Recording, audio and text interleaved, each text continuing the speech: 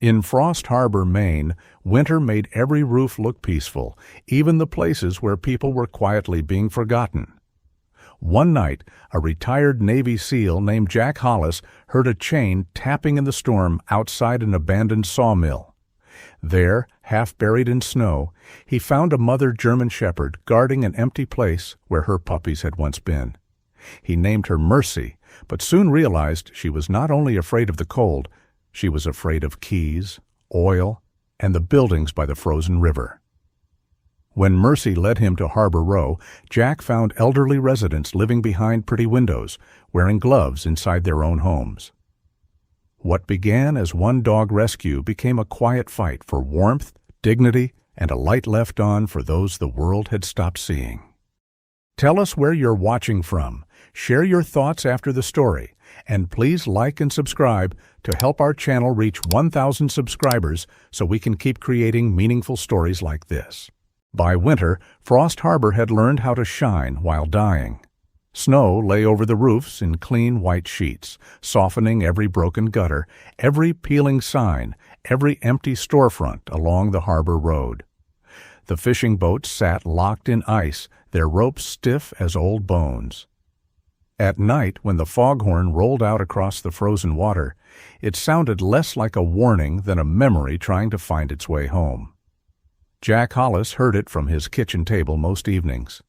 He was 50 years old, tall and broad-shouldered, still built with the spare strength of a man who had once carried other men through surf, smoke, and darkness.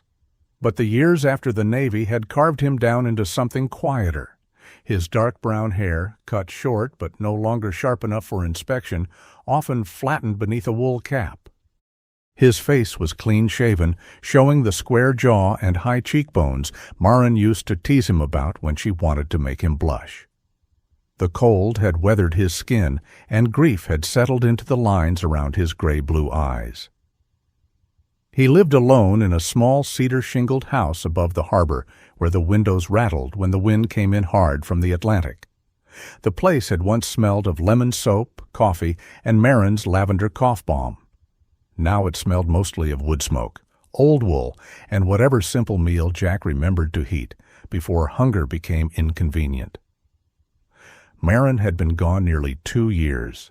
Illness had taken her slowly, with the rude patience of a tide that knew the house would eventually flood. Jack had faced gunfire with less helplessness than he felt watching her count breaths. There were things a man could fight, and things he could only sit beside. Maren had taught him that sitting beside someone could be a kind of courage. Jack had not believed her then, not fully. After she died, he became useful in small, distant ways.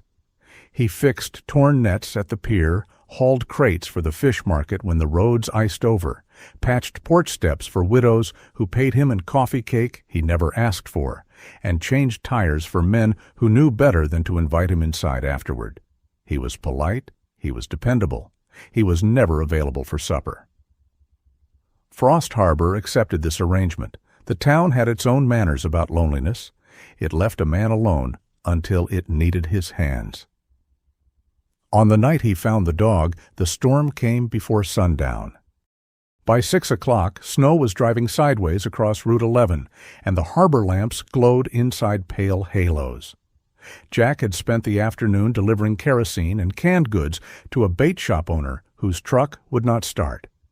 He was headed home in his old pickup, the heater coughing warm air around his boots, when the wind pushed him onto the inland road past the abandoned sawmill. Hollis and Wren Mill had closed before Jack came back from his final deployment. Its long buildings stood beyond a broken chain-link fence, silvered by snow, the old conveyor frames rising like the ribs of some beached iron whale. Maren used to say the place should not be left to rot. She had once drawn a little plan in her notebook: warming room, soup counter, cots in the West Bay, a place where old men without heat and stray dogs without names could come in from the cold. Jack had put that notebook in a drawer after the funeral and had not opened it since. He was almost past the mill when he heard it.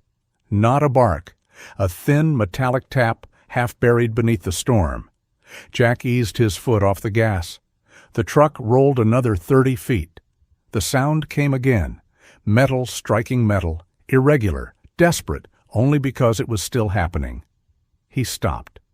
For a moment he sat with both hands on the wheel, listening to the heater tick and the snow hiss against the windshield. A sensible man would call it loose sheet metal. A tired man would drive home. Jack had spent enough years entering places where sensible and tired were both excuses to know the difference between noise and a living thing. He put the truck in park. The wind hit him hard when he opened the door. Snow slapped his clean-shaven face and melted instantly along his jaw. He pulled his smoke-gray canvas jacket tight, took the flashlight from the door pocket, and crossed the road toward the mill gate. The chain-link fence had sagged wide enough for a man to pass through sideways. Jack moved slowly, boots sinking through fresh snow into old sawdust beneath. The air smelled of frozen pine, rust, and something sharper, machine oil, stale, and dark. The tapping stopped. Jack swept the flashlight across the yard. Stacks of warped lumber lay under snow. A rusted forklift crouched beside the loading bay. Beyond it, near a support post blackened by age and weather, something moved. Jack lowered the beam. The German shepherd lay curled against the iron post, her coat stiff with ice. She was yellow and black beneath the snow, or had been once. Her back carried a dark saddle of wet black fur. Her chest and legs were a dulled gold, thinned by hunger and winter. Her ribs showed when she breathed. Around her neck, a chain looped tight through a rusted bracket fixed to the post. She lifted her head. Her ears were uneven. The right stood upright, alert despite exhaustion. The left bent slightly at the tip, as if cold or a cruel hand had once convinced it not to rise all the way. Her eyes were amber brown, steady in the beam, and so tired that fear had no strength left to perform. She did not bark. She shifted her body instead, shielding a shallow depression in the snow beside her belly. Jack saw scraps of old burlap, frozen straw, and a few small prints half filled by fresh snow. Puppies, he thought. Not here now. Something tightened behind his ribs. Easy, he said, though the word was almost taken by the wind. I'm not here to make it worse. The shepherd stared at him.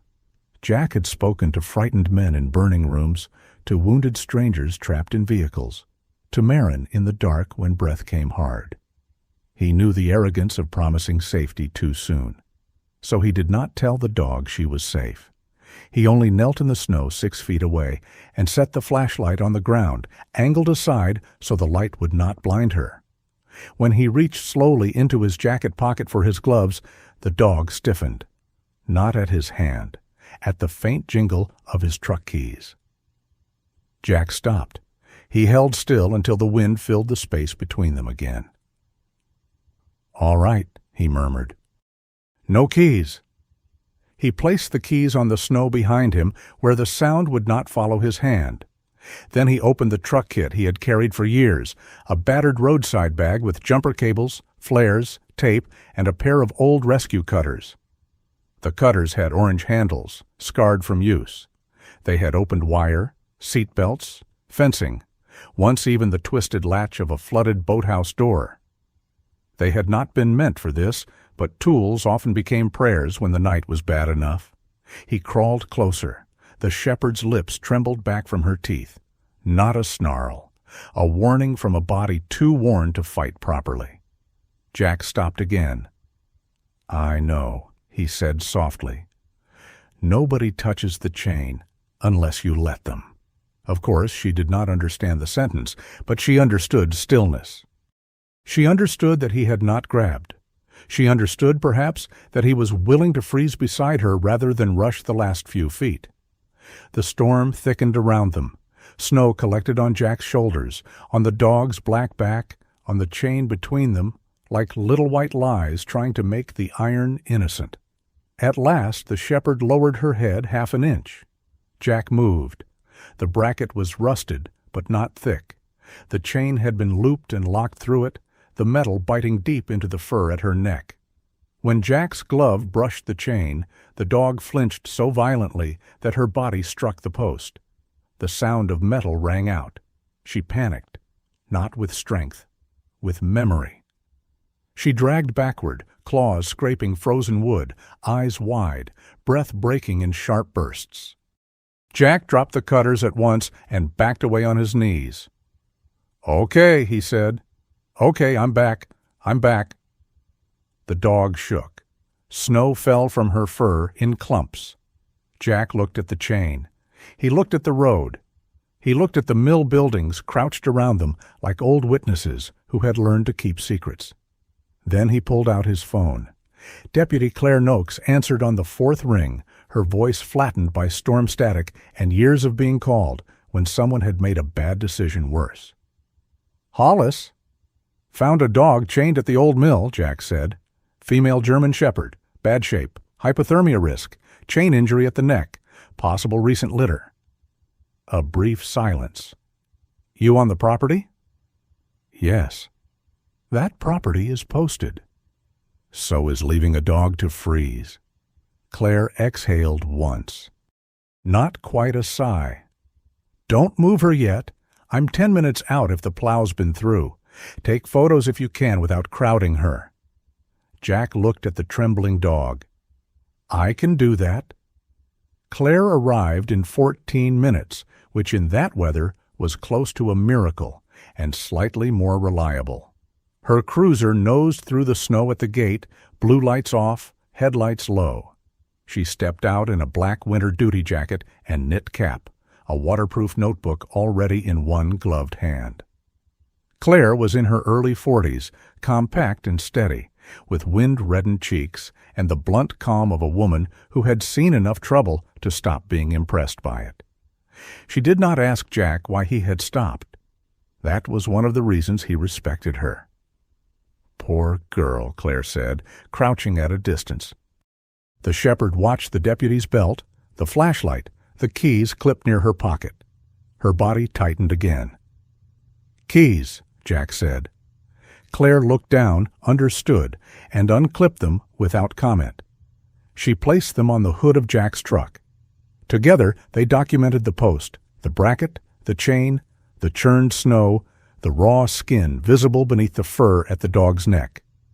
Claire took careful photographs. Jack did not touch the shepherd until the deputy nodded. "Emergency removal is justified," Claire said quietly. "I'll file it as suspected animal cruelty and exposure. You willing to hold her until Markham can examine her?" Jack looked at the dog. He should have said no. He was not equipped for this. His house was quiet because he had designed it that way. His days were narrow because narrow days did not ask much. Taking in a half-frozen, traumatized mother dog was not a favor. It was a door. And behind every door, Jack had learned, waited the possibility of losing something. The shepherd looked away from him and lowered her muzzle over the empty place in the snow where her puppies had once been. That was what decided him. Not heroism, not pity. Recognition. "Yes," Jack said. The cutters bit through the bracket on the third attempt. When the chain fell, the shepherd jolted at the sound, but this time Jack was ready. He had already laid his canvas jacket on the snow beside her. He did not reach for her body. He simply slid the coat closer inch by inch until one of her front paws rested on the worn fabric. "There you go," he whispered. "That's yours for tonight." Claire stood back, blocking the wind with her body, while Jack waited. It took a long time, longer than a rescue should have taken if rescues cared about clocks. The dog finally pulled herself onto the jacket. When Jack lifted the bundle, she trembled so hard that her teeth clicked together, but she did not bite. He carried her to the truck as if carrying a piece of winter that might break. At home, Jack did not bring her straight inside. He warmed the mudroom first, laid towels near the heater, and turned off the harsh overhead light. He placed water in a shallow bowl, then backed away. The dog drank only after he sat on the floor with his shoulder turned, making himself less like a man and more like furniture. The house seemed to notice her. Marin's scarf still hung on a peg by the back door, gray wool faded soft from years of use. The dog lifted her head toward it, sniffed once, then lowered her chin onto Jack's jacket. Jack watched her breathe. He did not name her that night. Names were dangerous. Names tied a creature to the future. Jack had become skilled at avoiding the future. By morning, the storm had passed into a pale blue cold. Frost Harbor glittered beneath new snow, too beautiful to be trusted. Jack drove the shepherd to Dr. Helen Markham's small clinic behind her house, where the sign swung crookedly from a post and the porch rail wore a permanent coat of salt. Helen opened the door before he knocked. She was 58, short, silver-haired, and wrapped in a quilted green jacket over her clinic scrubs. Her hands were nicked from a lifetime of calming animals who had better reasons than people for being afraid. Her eyes moved from Jack to the dog on the blanket. "Oh, Jack," she said, and the sorrow in her voice was practical, not decorative. "Bring her in." The examination took patience. Helen warmed the room slowly, checked the shepherd's temperature, cleaned what she could around the chain wound, and spoke in a low voice that did not demand trust. The dog endured more than she accepted. When a metal instrument clicked against the tray, she flinched so hard that Jack felt it in his own bones. "She's had pups recently," Helen said at last, her mouth tightening. "Within the last several weeks, I'd guess. Malnourished, mild hypothermia, but you got her before it became worse. Neck trauma from restraint, old bruising along the shoulders. She's not aggressive, Jack. She's terrified." Jack stood by the wall, arms folded, eyes on the shepherd. "Can she recover?" Helen looked at him over her glasses. "Recover doesn't mean forget." "No," Jack said. "I know." Helen's face softened at that, because she had known Marin, and there were certain names people did not need to say aloud for them to enter a room.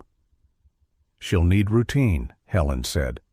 "Quiet, no sudden reaching, no metal collars, soft harness only, once her neck can tolerate it. Don't ask her to be grateful. Just make tomorrow resemble today in the ways that matter." The shepherd lay on the blanket, eyes half open, watching Jack from beneath the ridge of her brow. He thought of the chain in the snow, the empty hollow beside her belly, Marin's old notebook in the drawer, the warming room she had once imagined for creatures the town preferred not to see. "What do I call her?" Helen asked, writing on the intake form. Jack did not answer at once.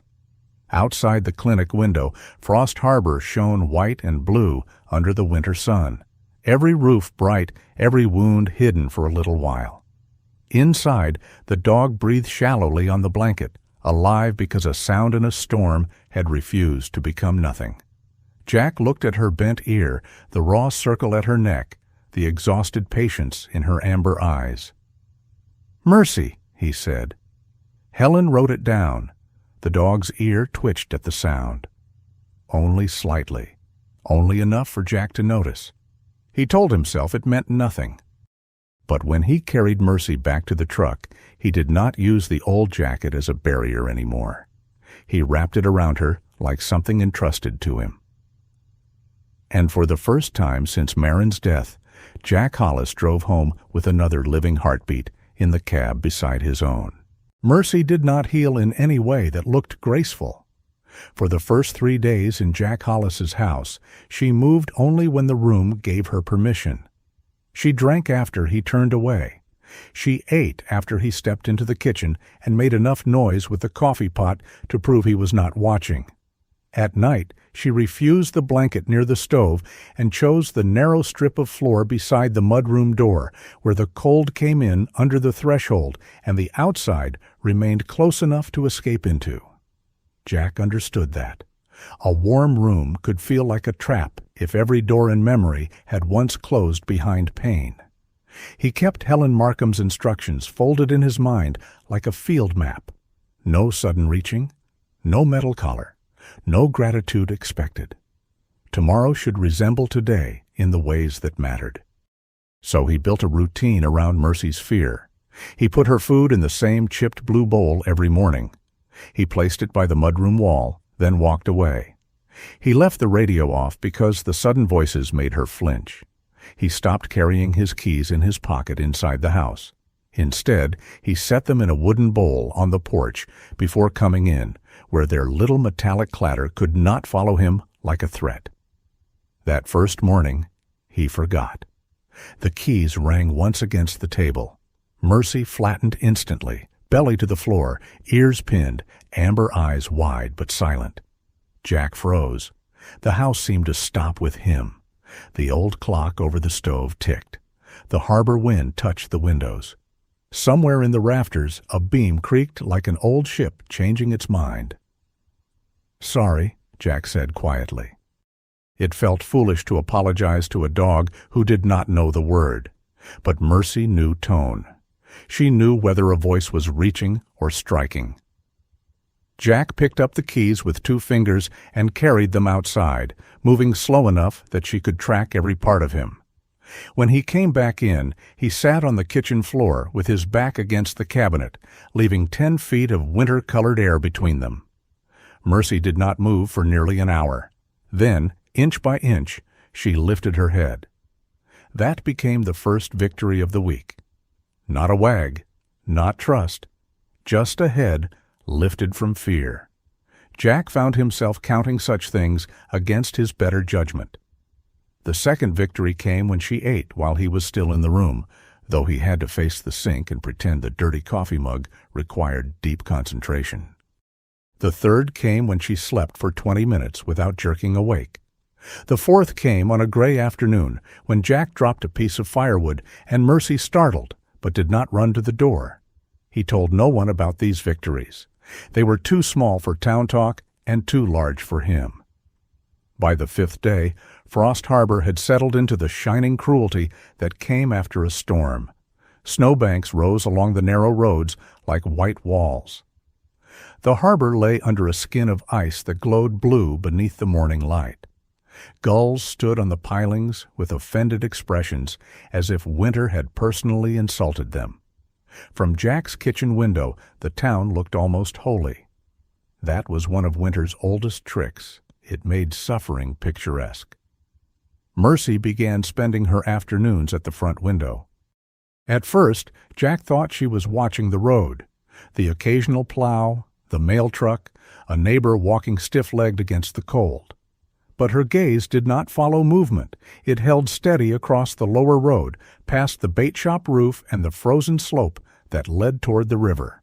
Harbor Row stood there, a long line of old riverside apartments with steep roofs and narrow porches, built back when Frost Harbor still believed timber and fish would feed everyone forever.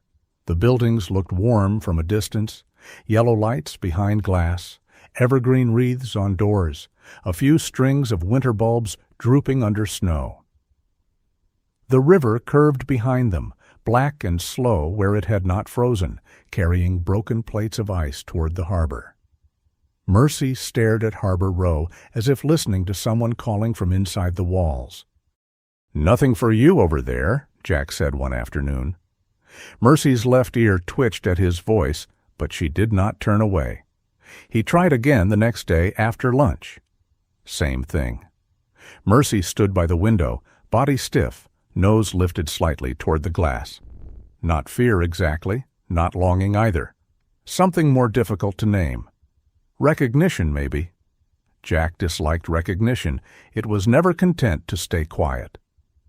On the 7th day, he found himself standing beside her, following her line of sight to a ground-floor window near the east end of Harbor Row.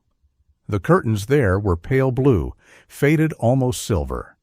A dead geranium sat on the sill, its brown stems bowed under a lace of frost. Mercy's breathing changed when Jack looked at that window. Just a little. Enough. "No," Jack said. The dog remained still. "No," he repeated, though he was not sure whether he was speaking to Mercy or to the part of himself that had already reached for his coat. By 3 o'clock, Jack had put on his smoke-gray canvas jacket, left his keys outside until the last possible second, and coaxed Mercy into the truck, with a blanket rather than a leash. He told himself he was only checking. A man could check a thing without being dragged into it. Men had checked broken fences, loose gutters, bad roads, and strange smells since the beginning of civilization. Checking was not a commitment. Mercy rode curled on the passenger side floor, trembling at first, then settling once Jack kept the truck slow and the heater low. She did not look at him. She looked through the windshield toward the river road. Harbor Row was closer than it had seemed from the hill. Up close, the charm thinned.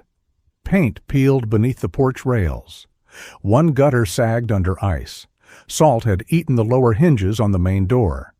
The winter lights still glowed around the front windows, but several bulbs had burned out, making the string blink in uneven gaps. Warmth, Jack thought, should not flicker like that. He parked across the street. Mercy rose before he touched the door handle. "Easy," Jack said. She gave him a look that seemed less afraid than impatient. That surprised him enough to make him almost smile. They crossed through ankle-deep snow toward the east entrance. Before Jack could knock, the silver-blue curtain in the ground-floor window moved. A woman's face appeared behind the glass, pale and fine-boned, framed by white hair pinned low. She looked first at Jack, then at Mercy. The change in her expression was small but complete. Not alarm. Recognition. The door opened a minute later. The woman stood wrapped in a pale blue cardigan that had been darned neatly at one elbow. She was small, 70-something, with a straightness in her posture that age had bent but not defeated. Her eyes were a soft, washed blue, the color of harbor ice when the sun first touched it. Around her clung a faint scent of lavender soap and old wool. Mercy stepped forward. Jack tightened his hand by instinct, then remembered he was not holding a leash. Mercy did not rush. She walked to the woman with the solemn care of a creature approaching a place where grief had already been sitting a long time. Then she lowered herself at the woman's feet and rested her chin on one slipper. The woman covered her mouth. "Oh," she whispered, "oh, you poor girl." Jack stood in the doorway, snow melting on his boots, and felt the world shift slightly beneath him. The woman did not bend too quickly. She did not reach over Mercy's head.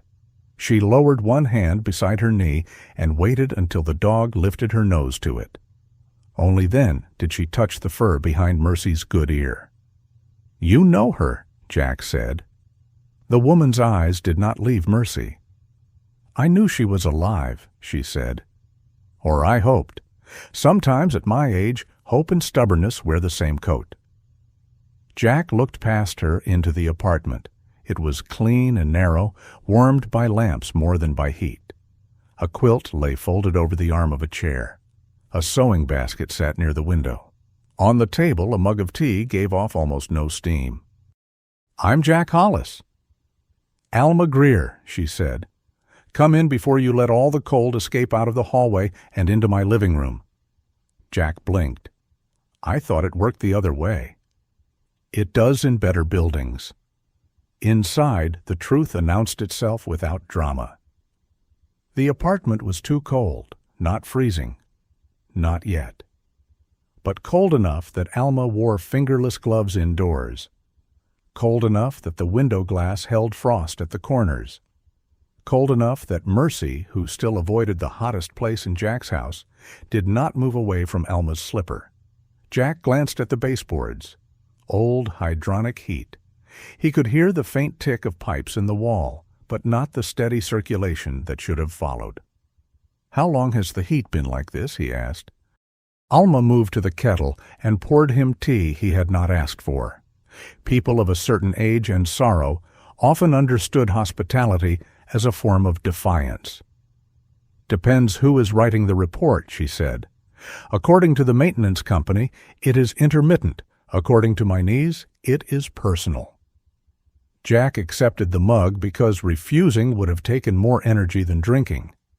Mercy remained at Alma's feet, eyes half closed. Alma watched her for a long moment. She was in the basement. Jack's hand tightened around the mug. Here? Under this building, or between this one and the next. Hard to say. The walls carry sound better than heat.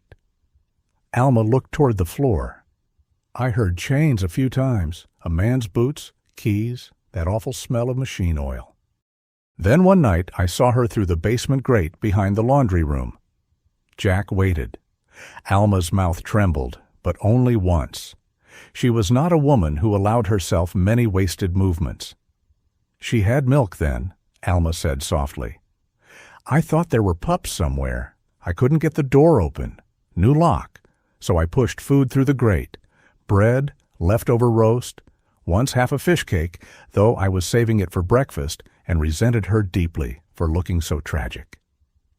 Mercy's ear shifted at the sound of Alma's voice, as if some part of her remembered not the words, but the rhythm. Jack set the tea down. Who took her?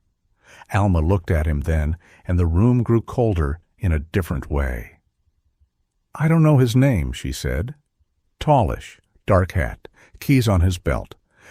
He came with the maintenance men sometimes. Jack thought of Mercy flattening under the sound of keys, thought of oil on the snow near the mill, thought of the empty hollow where puppies had been. Outside, a snowplow passed, scraping the road with a long metallic groan. Mercy's body tightened, but Alma's hand rested behind her ear, and the dog stayed.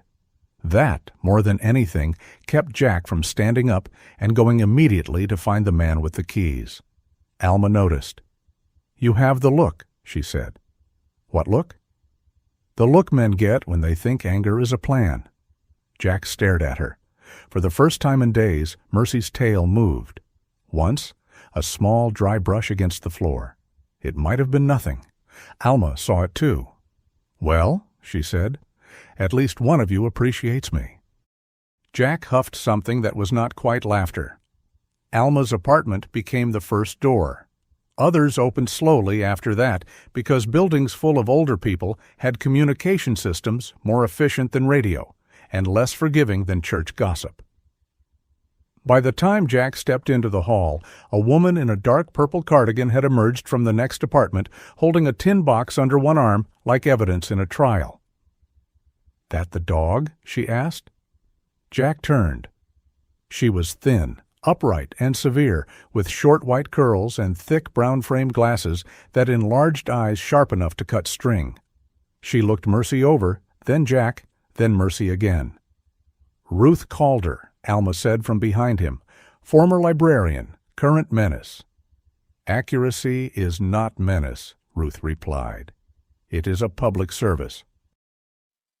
Mercy stayed close to Alma's leg. Ruth's mouth softened before she could stop it. I saw that animal once, thought it was dangerous. She was made to look dangerous, Alma said. Ruth glanced toward the stairwell. A great many things in this building have been made to look like something else. She opened the tin box. Inside were folded notices, photocopied letters, maintenance slips, rent adjustment forms, and envelopes clipped into careful groups. Jack looked at the box. Ruth lifted her chin. People throw away paper because paper seems harmless. That is how paper becomes powerful. A thump sounded farther down the hall, followed by a man's voice complaining about the floor, the cold, and possibly the moral decline of boiler manufacturers. An elderly man appeared with a cane in one hand and a wrench in the other. He was tall but stooped, his white mustache bristling over a mouth built for disagreement. Nolan Pritchard, Alma said. Retired mechanic. Retired means underpaid, Nolan said. Not unavailable. He pointed the wrench toward the baseboard pipe. That system's been starving for pressure. I told them twice. They sent a boy with clean boots and a clipboard. That's when I knew we were doomed. From the stairwell behind him came a soft tune, hardly more than breath. A round-faced woman with silver hair and a wine-colored shawl descended slowly, one hand on the rail. Her voice was rough, damaged somehow, but warm. Mercy lifted her head at the sound. "That's Bea Lorne," Alma murmured. "She used to sing at the church before her throat went bad." Bea smiled at Mercy as if greeting a shy guest at a supper table. "Well," she rasped, "if she survived Ruth's stare, she may yet survive us all."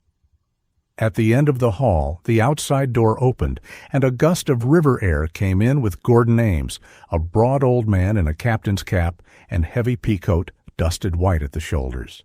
His beard was short, gray, and salted with actual salt. He carried a paper bag of groceries in one arm. "Why is everyone gathered in the hall?" he asked. "If this is a meeting, I object on principle." "It is not a meeting," Ruth said. "Then I object recreationally." For one strange minute, Jack stood among them.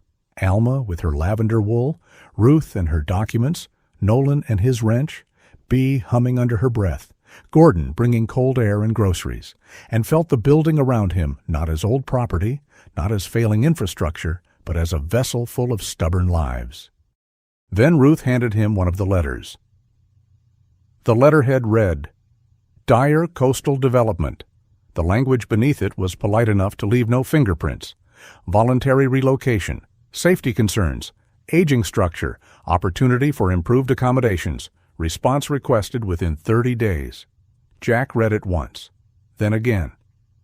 "Who is Vincent Dyer?" he asked. Gordon's expression darkened. "A man who learned to call a shove an invitation," Ruth said.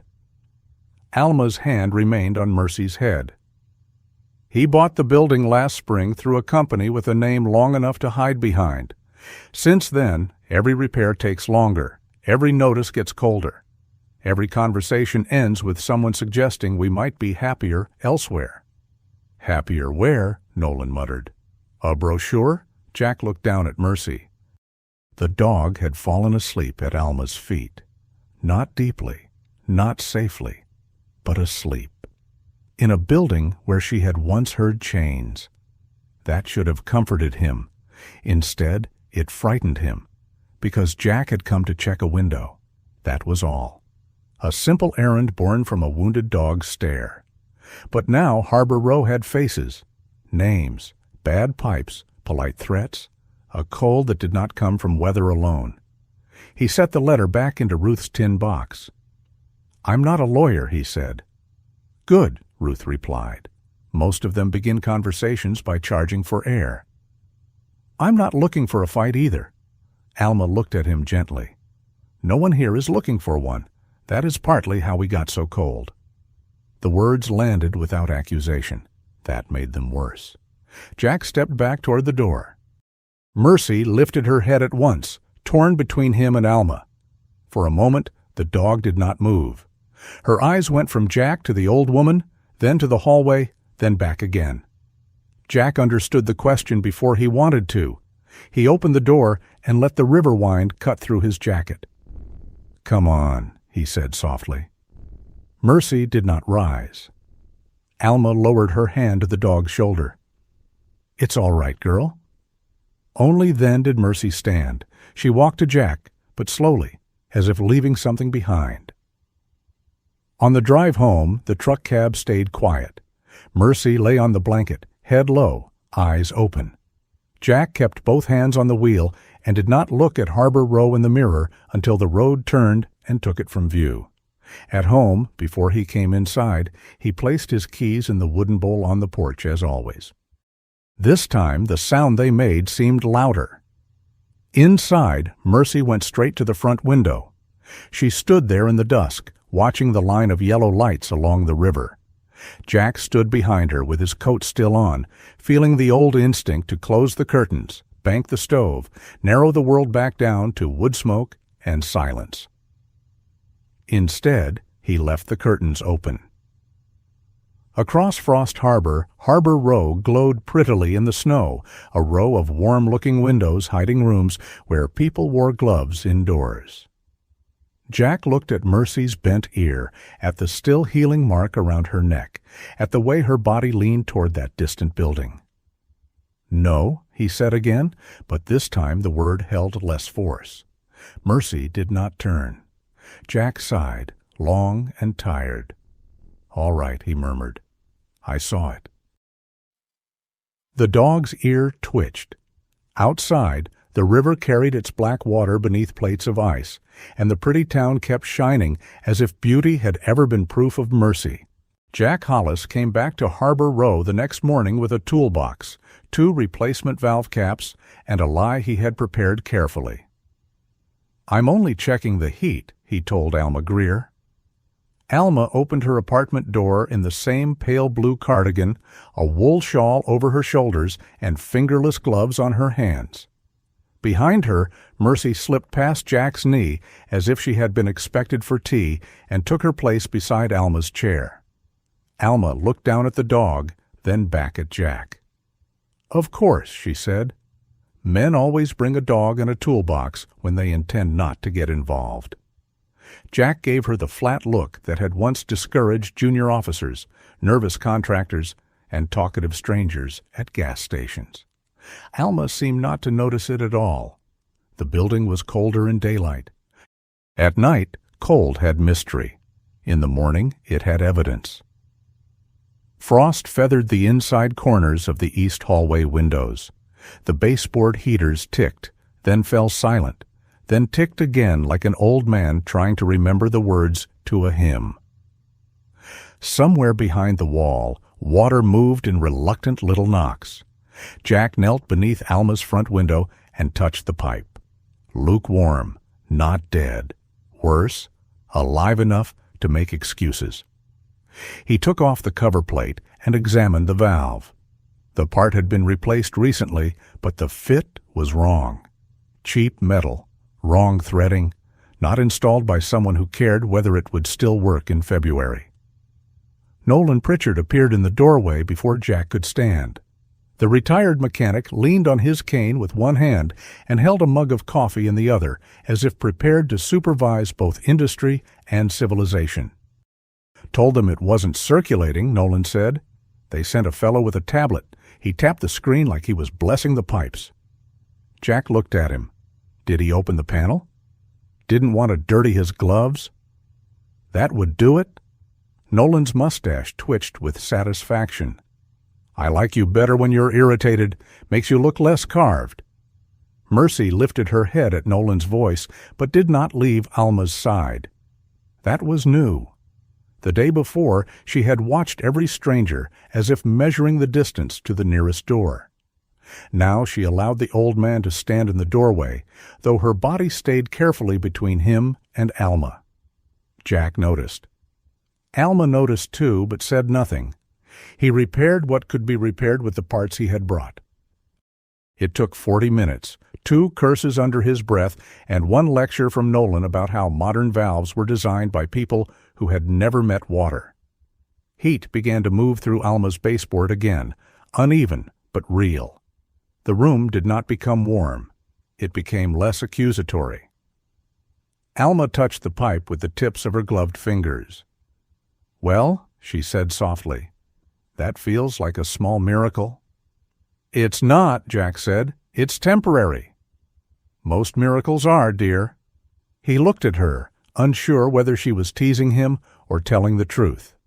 With Alma, the difference was not always worth chasing. By the time Jack closed his toolbox, Mercy had fallen asleep with her chin on Alma's slipper. Jack stood still, watching the dog's ribs rise and fall. He had seen Mercy sleep in his house, but never like this. At home, she slept like a sentry who had lost a war. Here, beside Alma, she slept like a creature resting near something remembered. Jack hated that it moved him. He hated more that it made sense. "Come on," he said softly. Mercy opened one eye. Alma's hand settled on the dog's shoulder. The room held its breath. Mercy did not move. Jack felt irritation rise, clean and useful. Irritation was easier than tenderness. He clipped the soft lead to Mercy's temporary harness and gave it a gentle pull. "Mercy?" The dog lowered her head again, not defiant, not afraid, simply certain. Alma looked away toward the window. That made Jack stop. There was no manipulation in it. No old woman's plea, no dramatic appeal to his conscience. Alma only looked at the frozen river beyond the glass as if she had learned long ago not to ask for things people were already trying not to give. Jack unclipped the lead. "All right," he muttered. Nolan gave a dry cough that sounded suspiciously like a laugh. "Say something," Jack warned. "Wouldn't dream of it," Nolan said, which meant he absolutely would later. Jack left Mercy in Alma's apartment for an hour while he checked the hallway pipes. He told himself the dog needed familiar smells. He told himself Alma liked the company. He told himself many things men tell themselves when their hearts have moved one chair closer to the fire without permission. The truth was simpler. Mercy had chosen a post. Jack knew enough about loyalty to recognize it, even when it was inconvenient. Down the hall, Ruth Calder emerged with her tin box pressed to her chest, wearing a dark purple cardigan and the expression of a woman prepared to indict the weather if necessary. She handed Jack 3 maintenance slips without greeting. "Since you are pretending not to investigate," she said, "you may as well pretend near these." "I'm not investigating."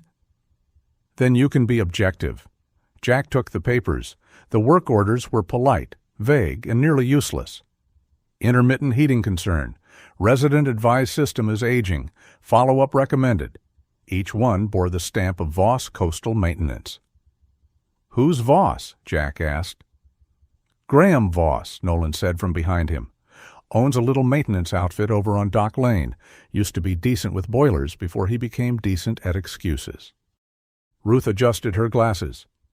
"He took over Harbor Row repairs after Vincent Dyer bought the property.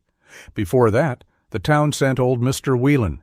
He smelled like pipe tobacco and always fixed things before insulting them." "Whelan retired?" Whelan was not invited back. Jack read the slips again. The words did what weak men often did. They created fog. A side door opened at the end of the hall, and a woman in navy scrubs stepped inside, carrying a canvas medical bag. She was in her early 50s, with tired brown eyes, dark hair threaded with gray, and a practical winter coat thrown over her uniform. Her cheeks were flushed from the cold walk over from the clinic annex. "Alma's still coughing?" she asked. "Less," Ruth said, possibly because Jack intimidated the pipes. The woman gave Jack a quick glance, not unfriendly, not impressed. "Celia Voss," she said, "night nurse at Mercy General. Daytime worrier here, unofficially." Jack's eyes moved to the maintenance slips. She saw it. "Yes," she said, "Graham is my cousin." There was no apology in her voice, only fatigue. "That matter?" Jack asked. "It matters to me," Celia said, "which is why I wish it didn't." She moved past him into Alma's apartment. A moment later, Jack heard her ask about dizziness, sleep, breathing, whether Alma had kept warm enough overnight. Alma answered with the offended patience of a woman who believed medical questions were less personal than they truly were. Jack stayed in the hall and stared at the stamped work orders. Voss Coastal Maintenance, Dyer Coastal Development. Aging system, voluntary relocation. The words had begun arranging themselves into a shape, not proof, not yet, but shape. That afternoon, Pastor Tobin Reed arrived carrying a cardboard tray of coffees and a paper sack of biscuits from Evelyn Pike's diner. He came through the east entrance in a brown wool coat dusted with snow, his collar slightly crooked, his hair silver brown and thinning under a knit cap. He was not tall, but he filled a doorway with a kind of unhurried warmth. His hands were broad and rough, the hands of a man who preached on Sundays and fixed his own roof on Mondays because the Lord had not sent a roofer with a discount. "Before anyone accuses me of charity," Tobin announced, "these biscuits were in danger of becoming yesterday's biscuits. I rescued them." Ruth accepted one. "Your theology improves when butter is involved." "My theology has always been butter adjacent." Jack wanted to dislike him on principle. Men who arrived with coffee and good intentions often expected people to become better in front of them. But Tobin only handed Jack a cup and leaned against the wall near the radiator, as if joining a weather report. "You must be Hollis," he said. "Must I?" "Frost Harbor has only one quiet man with a dog who makes Ruth less severe." "I am not less severe," Ruth said. "No, ma'am. The biscuits tremble before you." To Jack's surprise, Mercy came to the apartment door at the sound of Tobin's voice. She did not approach him. She stood near Alma's knee, nose lifted, listening. Tobin noticed the dog, then deliberately lowered his keys from his belt without making them ring. He tucked them into his coat pocket with exaggerated care. Jack saw that. So did Alma. Tobin crouched, though not close. "Evening, Mercy. I hear you have better judgment than most of the deacons." Mercy blinked. "She does," Ruth said. Jack sipped the coffee and nearly winced. It was strong enough to remove paint from a lighthouse. "What is that?" he asked. "Coffee." "That's one theory." Ruth took her own cup. "I call it theological punishment." Tobin smiled. "And yet you drink it." "I believe in confronting evil directly." The hallway laughed, not loudly, not freely, but enough that the cold seemed, for a moment, less royal. Then Tobin looked toward Jack with a different seriousness. "Alma says you fixed her heat." "Temporarily. Temporary warmth still counts." "That your sermon?" "Not yet. I like to test material in the field." Jack looked away. Tobin did not push. He simply set the remaining coffees on the hall table and said, "A lot of folks here are embarrassed to ask for help. They worked their whole lives, raised families, paid taxes, buried people. After a while, needing help feels like being asked to turn in your dignity at the door." Jack watched Mercy lean against Alma's leg. "And Dyer knows that," Tobin added. The name settled in the hallway like colder air. Before Jack could answer, the west entrance opened. The man who stepped in wore a dark work coat over a gray hoodie, black utility pants, and rubber-soled boots tracked with slush. He was heavy through the shoulders, with thinning blonde-brown hair under a gray knit cap and a face that looked permanently damp from worry. A stitched patch on his coat read Voss Coastal Maintenance. Graham Voss carried a clipboard. Celia, emerging from Alma's apartment, stopped dead. "Graham," she said. He looked at her, then at the gathered residents, then at Jack. His eyes avoided the pipes. "Got a call about uneven heat," he said. Nolan snorted. "Did the call travel by horse? We made it last Tuesday."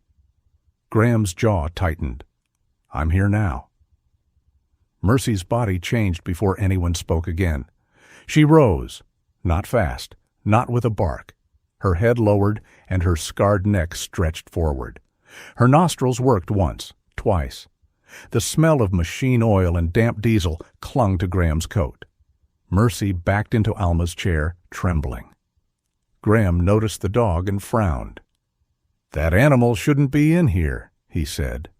Jack set his coffee down. Alma's hand found Mercy's back. "She is with me," Alma said. Graham shifted the clipboard. "Property policy." "Graham," Celia said quietly. There was warning in the way she spoke his name. He swallowed whatever sentence had been coming.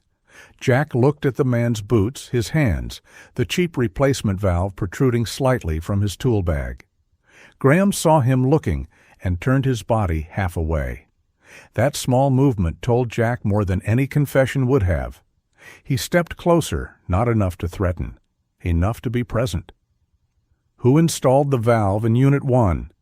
Graham blinked. "What?" "Wrong threading, bad fit. It'll fail under pressure." "It's an old system." "That wasn't the question." Graham's fingers tightened on the clipboard.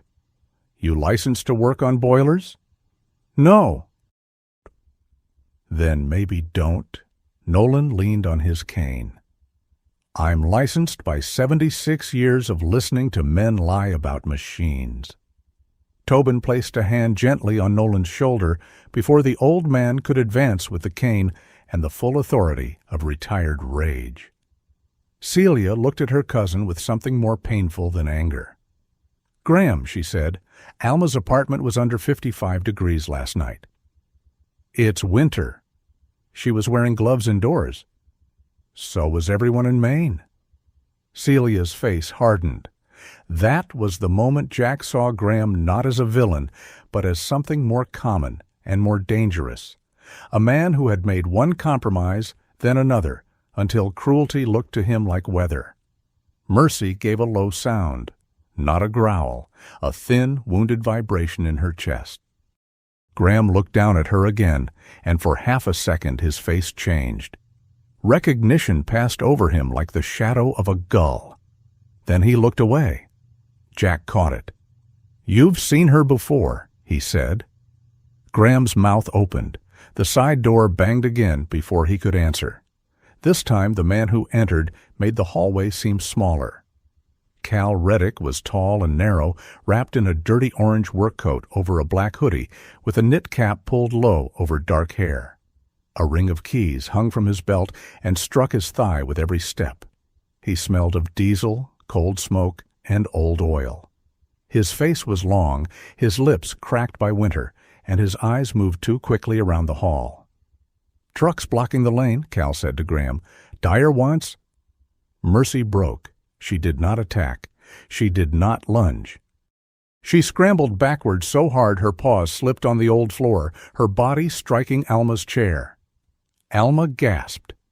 Bea, who had been standing near the stairwell, stopped humming. The keys at Cal's belt jingled again. Mercy made a sound Jack had not heard before, small, terrified. A mother dog's grief folded into fear. The hallway went very still. Cal looked at the dog, and the color drained from his face. Jack moved, but not toward Cal. He went to Mercy. Slowly, he crouched between her and the men, turning his shoulder so he did not loom over her. He did not touch her, not yet. "Still here?" he said softly. Mercy shook. Cal's keys rang again when he took a step back. Jack turned his head. "Take those off." Cal tried to laugh. "What?" Jack's voice did not rise. It did not need to. "Take them off." Tobin's hand tightened on Nolan's shoulder. Ruth clutched her tin box. Celia looked from Cal to Graham, and something inside her face seemed to fall into place. Cal fumbled the keyring from his belt and dropped it onto the hall table. Mercy kept trembling, but the awful sound stopped. Alma bent slowly, her blue cardigan brushing the dog's shoulder. "There, girl," she whispered. "No one is dragging you today." The sentence was gentle. It struck the hallway like a thrown stone. Graham looked at Cal. Cal looked at the floor. Jack saw it all. He could have crossed the hall in 3 steps. He could have put Cal against the wall and asked the kind of questions men answered quickly when fear became physical. Once, in another life, Jack had been very good at making a room understand force. But Marin's voice came to him then, not as a ghost, not as mercy from heaven, but as memory sharpened by shame. "If you frighten people into telling the truth, Jack, they only tell you the truth they think will make you stop." He remained crouched beside Mercy. Tobin was the first to move. "Mr. Reddick," he said, mild as a Sunday bulletin, "perhaps you and Mr. Voss should come back when the residents are not being made colder by your presence." Cal muttered something and backed toward the door. Graham followed, clipboard held too tightly, his face gray around the mouth. Before leaving, Graham glanced once at Celia. She did not soften for him. After the door closed, no one spoke for several seconds. Then Ruth said, "Well, that was informative." Nolan let out a breath. "I prefer boilers. When they hiss, they at least admit something is wrong." Celia sat heavily on the hallway bench. She looked older than she had 10 minutes before. "My cousin is in trouble," she said. Jack stood slowly. "Looks like it." "No," Celia said. "I mean the kind that spreads." Tobin nodded as if he had expected this and hated being right. "There's someone you should meet," he said to Jack. "Mara Whitcomb works with the senior advocacy office 2 towns over. She knows housing law. She also knows how to keep angry men from becoming Exhibit A for the other side." Jack looked at him. "I'm not angry." Ruth coughed. Nolan inspected the ceiling. Even Mercy, still pressed against Alma, seemed unconvinced. Tobin's eyes were kind, which made them difficult to avoid. "Good. Then you won't mind hearing what she has to say." Jack wanted to leave. The urge came over him with old familiarity. Close the toolbox. Take Mercy home. Let Harbor Row become someone else's problem, someone else's fight, someone else's slow winter tragedy. He had already given the world more than it had returned. He had buried his wife. He had earned the right, surely, to one small house where no one needed him. But Mercy had stopped shaking now. She had turned, not toward Jack, but toward Alma. Her thin body settled across the threshold of the old woman's apartment, front paws in the hall, back half inside the room. A living barrier. A poor, scarred, half-starved guardian who had every reason to hide and had chosen instead to lie down between danger and the person who once fed her through a grate. Jack looked at that and felt something inside him surrender, not grandly, not happily, but truly. "All right," he said. Tobin gave the smallest nod. "After supper, then." "I didn't say I was staying for supper." Alma looked down at Mercy, then up at Jack. "No," she said, but she did. The first meeting with Mara Whitcomb happened in the community room at the back of the church, where the radiator clanked like a man with opinions and the coffee tasted just as Ruth had advertised. Mara arrived carrying a brown leather file bag, snow melting on the shoulders of her charcoal coat. She was 49, sharp-eyed behind thin glasses, with chestnut hair pulled low at the nape of her neck. She shook Jack's hand without trying to measure him and sat down with the efficiency of someone who believed every minute mattered because someone vulnerable was always being billed for it. Tobin explained enough. Ruth added too much. Nolan corrected Ruth twice and was wrong once, which Ruth noted with pleasure. Celia spoke last. She placed Alma's temperature reading, 2 other residents' reports of dizziness, and a list of missed maintenance responses on the table. Her hands trembled slightly when she said Graham's name. Mara listened without interrupting. Jack respected her for that. At last, she opened a folder. "Vincent Dyer is careful," she said. "He won't look like he's forcing anyone out. He'll look like a responsible owner dealing with an aging property and difficult residents. If anyone threatens him, he uses that. If anyone trespasses, he uses that.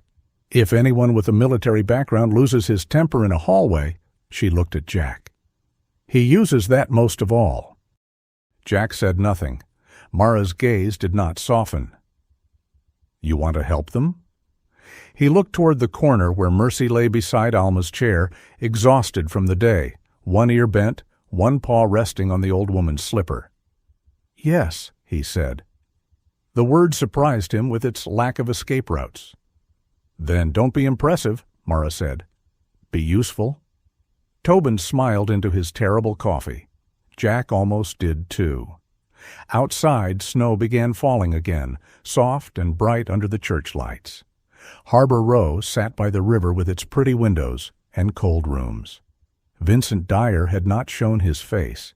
He did not need to. His work was in the valves, the letters, the delayed repairs, the shame that kept old people from asking too loudly. But for the first time, the silence around Harbor Row had acquired witnesses. Jack looked down at Mercy. She was asleep now, not at the door, but beside Alma. That, he thought, was how a fight began sometimes. Not with a fist, with a wounded creature deciding where to rest. The second storm arrived, dressed like a blessing. By late afternoon, Frost Harbor had turned white and silver from roofline to sea wall. Snow fell beneath the street lamps in slow, glowing curtains. The harbor boats sat still under their tarps. The church steeple rose above Main Street, like a dark finger pointing into heaven's own breath.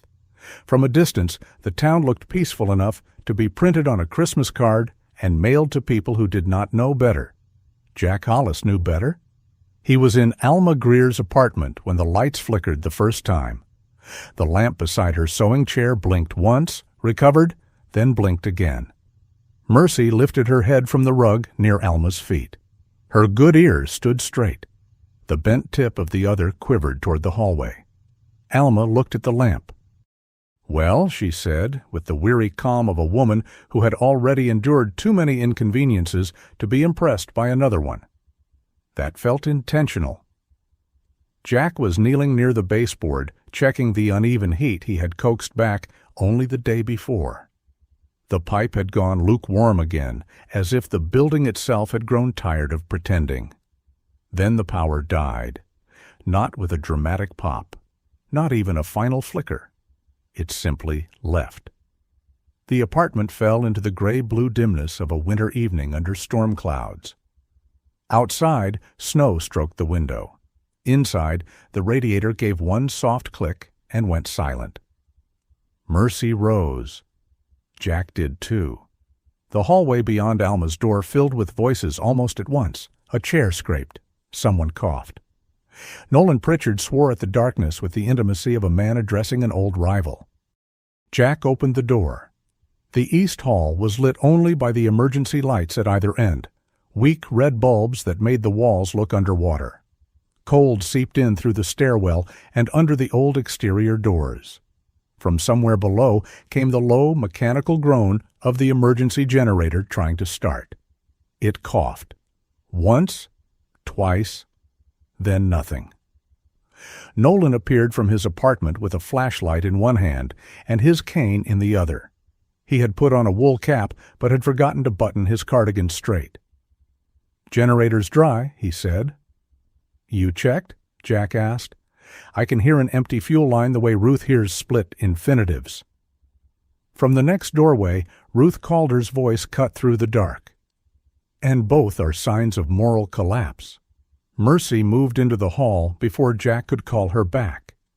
She did not run. She walked with her head low, nose testing the air, pausing outside each door as if counting the breathing inside the walls. Alma pulled her shawl tighter. "Jack." "I know." He took out his phone and called Tobin Reed. The pastor answered on the second ring, wind roaring behind his voice. "Tell me." "Harbor Row lost power. Generator didn't catch. Heat's failing. We've got elderly residents in a cold building with a storm worsening."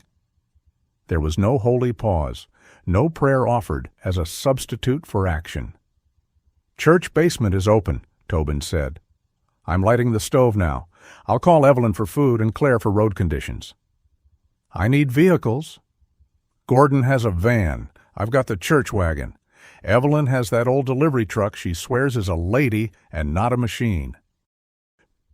"Celia?" "Already calling her." Jack looked down the hall. Mercy stood outside B. Lorne's door now, refusing to move. "Make it fast," he said. "No," Tobin replied. "We'll make it steady." The line went dead. Jack stood for half a second with the phone still in his hand. Fast had saved lives once.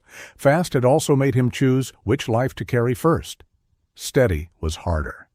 Steady meant seeing everyone, not just the nearest flame. He turned to the hallway. "Everyone who can walk, coat on. Meds in pockets. No suitcases. Ruth, papers if they matter, and only if you can carry them. Nolan, flashlight. Alma, stay with Mercy until I get back." Alma gave him a look. "You give orders like a man apologizing to the furniture." "It listens better. It probably deserves better." At the far end, Bea began coughing. Mercy pressed her nose to Bea's door and whined, not loudly, but with enough urgency to cut through the voices. Jack reached the door in 3 strides and found Bea sitting on the edge of her bed, one hand at her throat, her wine-colored shawl sliding off one shoulder. Her silver hair had come loose, and her face looked too pale in the flashlight beam. "I'm all right," she rasped. "No, you're not," Jack said. She blinked at him. Well, rude, but efficient. He wrapped her shawl properly, handed her a small inhaler from the nightstand after she pointed to it, and waited while she took 2 careful breaths. Mercy stood at the door, trembling from the cold, but refusing to leave. Bea looked at the dog. "She sings better than the alarm system," Bea whispered. "She doesn't sing." "No, but she knows when something is wrong." By the time Jack returned to the hall, Gordon Ames had arrived through the east entrance in a captain's cap and heavy peacoat, snow packed across his shoulders. He carried the cold with him like cargo. "Road's bad," Gordon said. "Not impossible. Yet." "That your official maritime assessment?" "My official assessment is that the town should have invested in decent generators instead of decorative harbor banners." Celia Voss came behind him, breathless in navy scrubs under a parka, a medical bag slung over one shoulder. Snow clung to her lashes. She did not waste time greeting anyone. "Who's on oxygen?" she asked. "Mrs. Dalloway, 2nd floor," Ruth said from the hallway, clutching her tin box under one arm and a canvas bag under the other. "Ruth," Jack said, "that's 2 bags. One is evidence, one is socks. Both are civilization." Celia looked at Jack.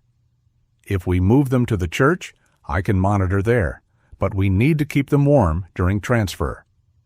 "Tobin's opening the basement." At the mention of the church, several doors opened wider. Faces appeared in the dark, frightened, irritated, embarrassed. That last one cut Jack deepest. Some of them looked ashamed to be seen needing help. He had seen that look on wounded men who apologized for bleeding on a medic's hands. The evacuation began without ceremony and almost immediately became difficult. Gordon brought the van as close as the snowbanks allowed. Jack and Nolan salted the steps, though Nolan insisted on giving instructions while doing half the work and twice the complaining. Celia checked each resident before they moved outside. Ruth kept count from a pad she had somehow produced from her coat. 11 in this wing, she announced. 4 upstairs, 3 already with family, 1 visiting a sister in Camden. If anyone tells you numbers are boring, they have never been responsible for old people in a snowstorm. Mercy moved constantly, not wildly, not like a trained rescue dog following commands. She had no polished obedience, no heroic certainty. She had memory. She had fear. She had the blunt devotion of a mother whose body still believed someone small might be missing. She stopped at doors Jack had not checked yet. She returned twice to Alma, then followed Bea halfway down the hall, then came back when Nolan dropped a pill bottle under a chair and cursed because his knees would not let him bend. Jack retrieved it. Nolan took the bottle, embarrassed enough to become angry. "I had it." "I know."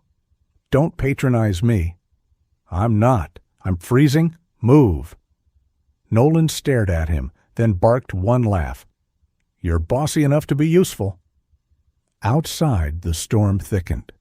The path from Harbor Row to the vehicles was only 30 yards, but winter made kingdoms out of short distances. Wind drove snow under collars and into sleeves.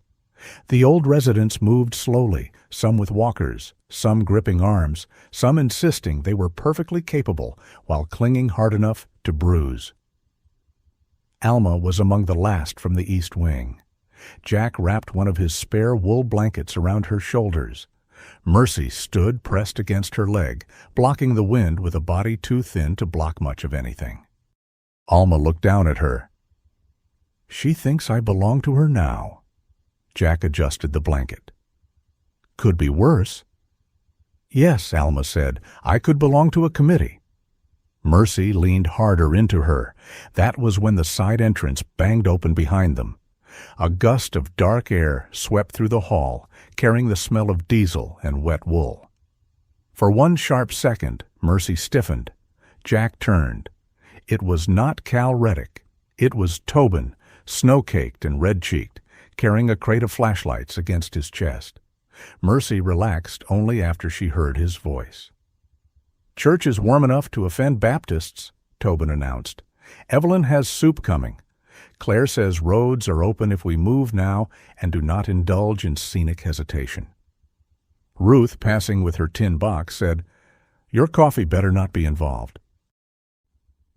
My coffee is a ministry. It is a trial. Both can be true. The humor was thin, but it held the hallway together long enough for fear to keep walking. At the church, warmth did not arrive all at once. It gathered. The basement smelled of old wood, candle wax, damp coats, and the first honest breath of fish stew simmering in a huge pot near the kitchen. The stove in the corner glowed red behind its iron door. Folding tables had been pushed against the wall. Chairs formed loose circles, not rows, because Tobin had the sense not to make frightened people feel like an audience. Evelyn Pike stood near the kitchen with a ladle in one hand and a dish towel over her shoulder. A stout woman in her late 50s with copper-gray hair pinned up badly, and the stern expression of someone who had fed fishermen, mourners, and fools and ranked them by appetite. She owned the diner by the pier and moved through emergencies as if they were busy lunch hours with worse lighting. "Soup first," she said when Jack brought in Nolan. "Arguments after." Nolan opened his mouth. Evelyn pointed the ladle at him. He closed it. "Good man," she said. Celia took over a table near the back as a medical station. She checked blood pressure, oxygen levels, fingers, lips, the color of cheeks. She spoke gently but did not baby anyone. That mattered. The residents allowed help more easily when it did not arrive, dressed as pity. Gordon coordinated rides for those still coming from the building. Tobin moved between stove, door, and phone calls. Ruth set her tin box on a table and guarded it like the Ark of the Covenant. Bea sat near the stove. Mercy stretched close by her feet, while Alma warmed her hands around a mug of broth. Jack carried firewood. He shoveled the church steps. He checked the back door latch twice. He wiped snowmelt from the floor so no one would slip. Every task was small enough to seem unimportant and necessary enough to keep him from thinking. But thinking came anyway. It came when he saw Alma holding Mercy's head in her lap, as if the dog had always belonged beneath her hand. It came when Bea, voice rough but steady, began humming the old hymn she had used in the hallway, and Mercy's trembling slowed. It came when Jack passed the bulletin board near the kitchen and saw a yellowed flyer pinned beneath notices for choir practice and roof repairs. Winter Warming Room Committee. Volunteers needed. Contact Marin Hollis. Jack stopped. The paper was old. The date was 3 winters past. Before the worst of Marin's illness. Before hospital beds and oxygen tubing. Before Jack learned how long a person could sit beside someone and still feel useless. At the bottom of the flyer, in Marin's handwriting, someone had added, "Old Mill West Bay? Ask Jack about heat, wiring, doors." For a moment, the church basement disappeared. He saw Marin at their kitchen table, wrapped in a sweater too big for her shoulders, sketching boxes on scrap paper. Soup station, dog corner, cot storage, radio shelf? She had been thin already, though they were both still pretending she was only tired. "You're building a kingdom for drafty old men and stray dogs," he had told her. She had smiled without looking up. "Every kingdom needs loyal citizens. I don't have time to rewire a dead sawmill. You have time to avoid 3 phone calls and reorganize the garage by screw size." "Marin?" She had heard the warning in his voice and set down the pencil. Not hurt. Worse, patient. "All right," she had said. "Not now." Not now had become never. Jack touched the edge of the old flyer. The paper trembled, though there was no wind in the room. Behind him, Evelyn's voice softened. "She put those up all over town." Jack did not turn. "She was stubborn," Evelyn said. "Yes."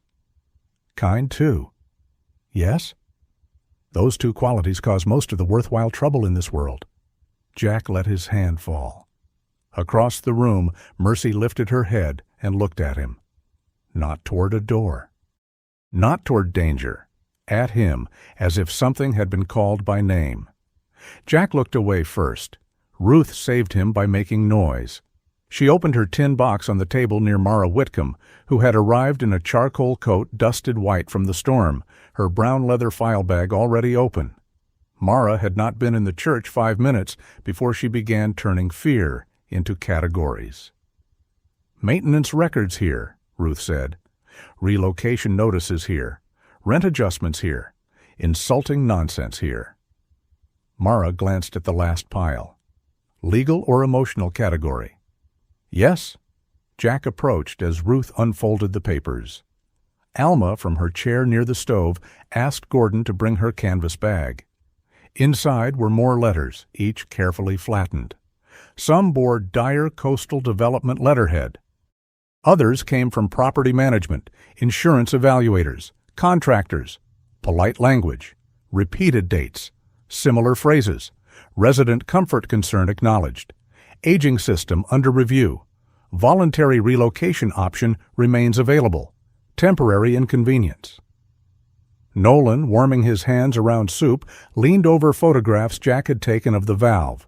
His scowl deepened into professional disgust. "That's not the right part," he said. "See the edge? Cheap import.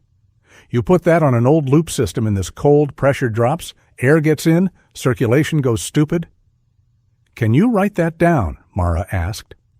Nolan looked offended. "I can do better. I can make it understandable to a councilman." Celia came over with her own notes. 3 residents with low body temperature readings tonight. Not severe, but concerning. 2 with dizziness. 1 oxygen-dependent resident was at risk if the power stayed out, Mara wrote quickly. Jack watched the table fill. No single page looked dramatic. No one piece of evidence wore a crown. But together, the papers began to resemble a net. He had spent enough time on the water to know nets did not catch by being impressive. They caught by holding. The church door opened again near midnight.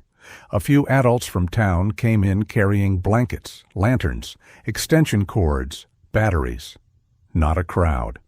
Not a miracle.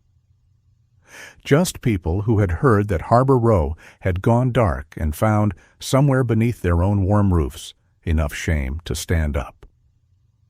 Claire Noakes arrived with road updates and a quiet nod to Jack. She took down times, names, vehicle lists, generator failure reports. Nothing about her manner was dramatic, and that made the record stronger. Mercy flinched once when Claire set her keys on the table. Before Jack could move, Claire remembered.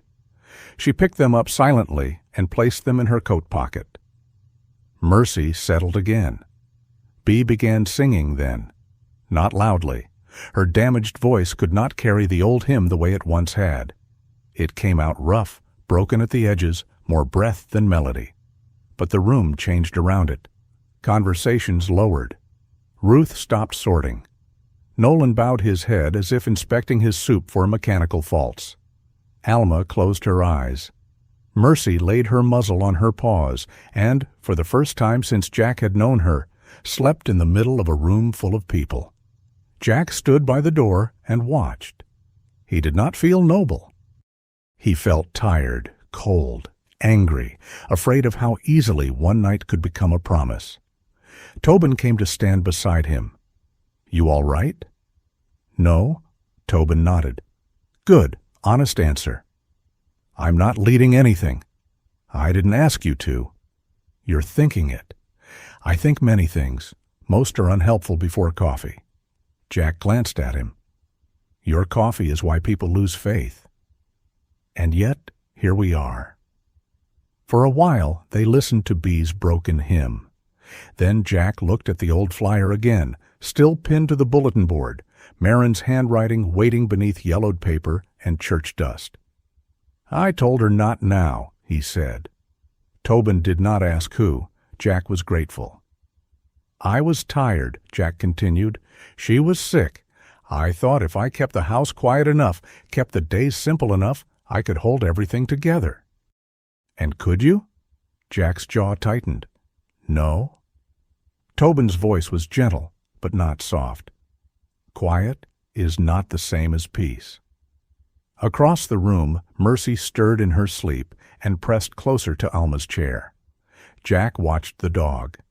A chained mother who had every right to mistrust warmth had led him into a basement full of people who were too proud, too tired, or too frightened to ask loudly for it. He thought of the old mill, the West Bay.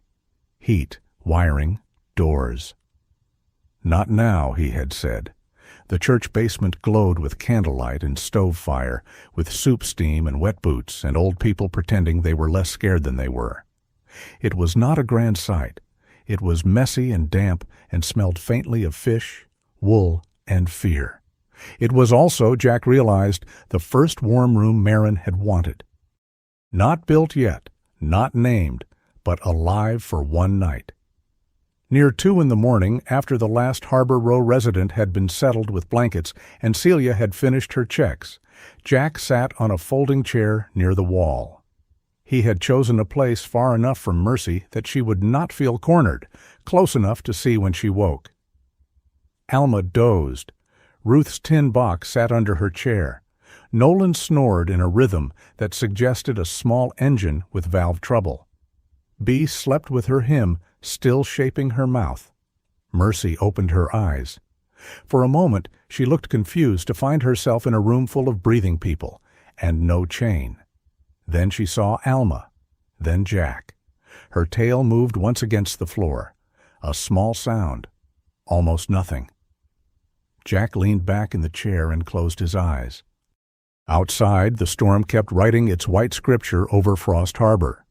Inside, the church held its imperfect little kingdom of blankets, soup, old papers, guarded hearts, and one wounded dog who had finally slept where everyone could see her. Jack did not pray. Not yet. But when the stove settled and the fire clicked softly behind iron, he heard Marin's pencil moving over old paper in his memory. This time, he did not shut the sound away.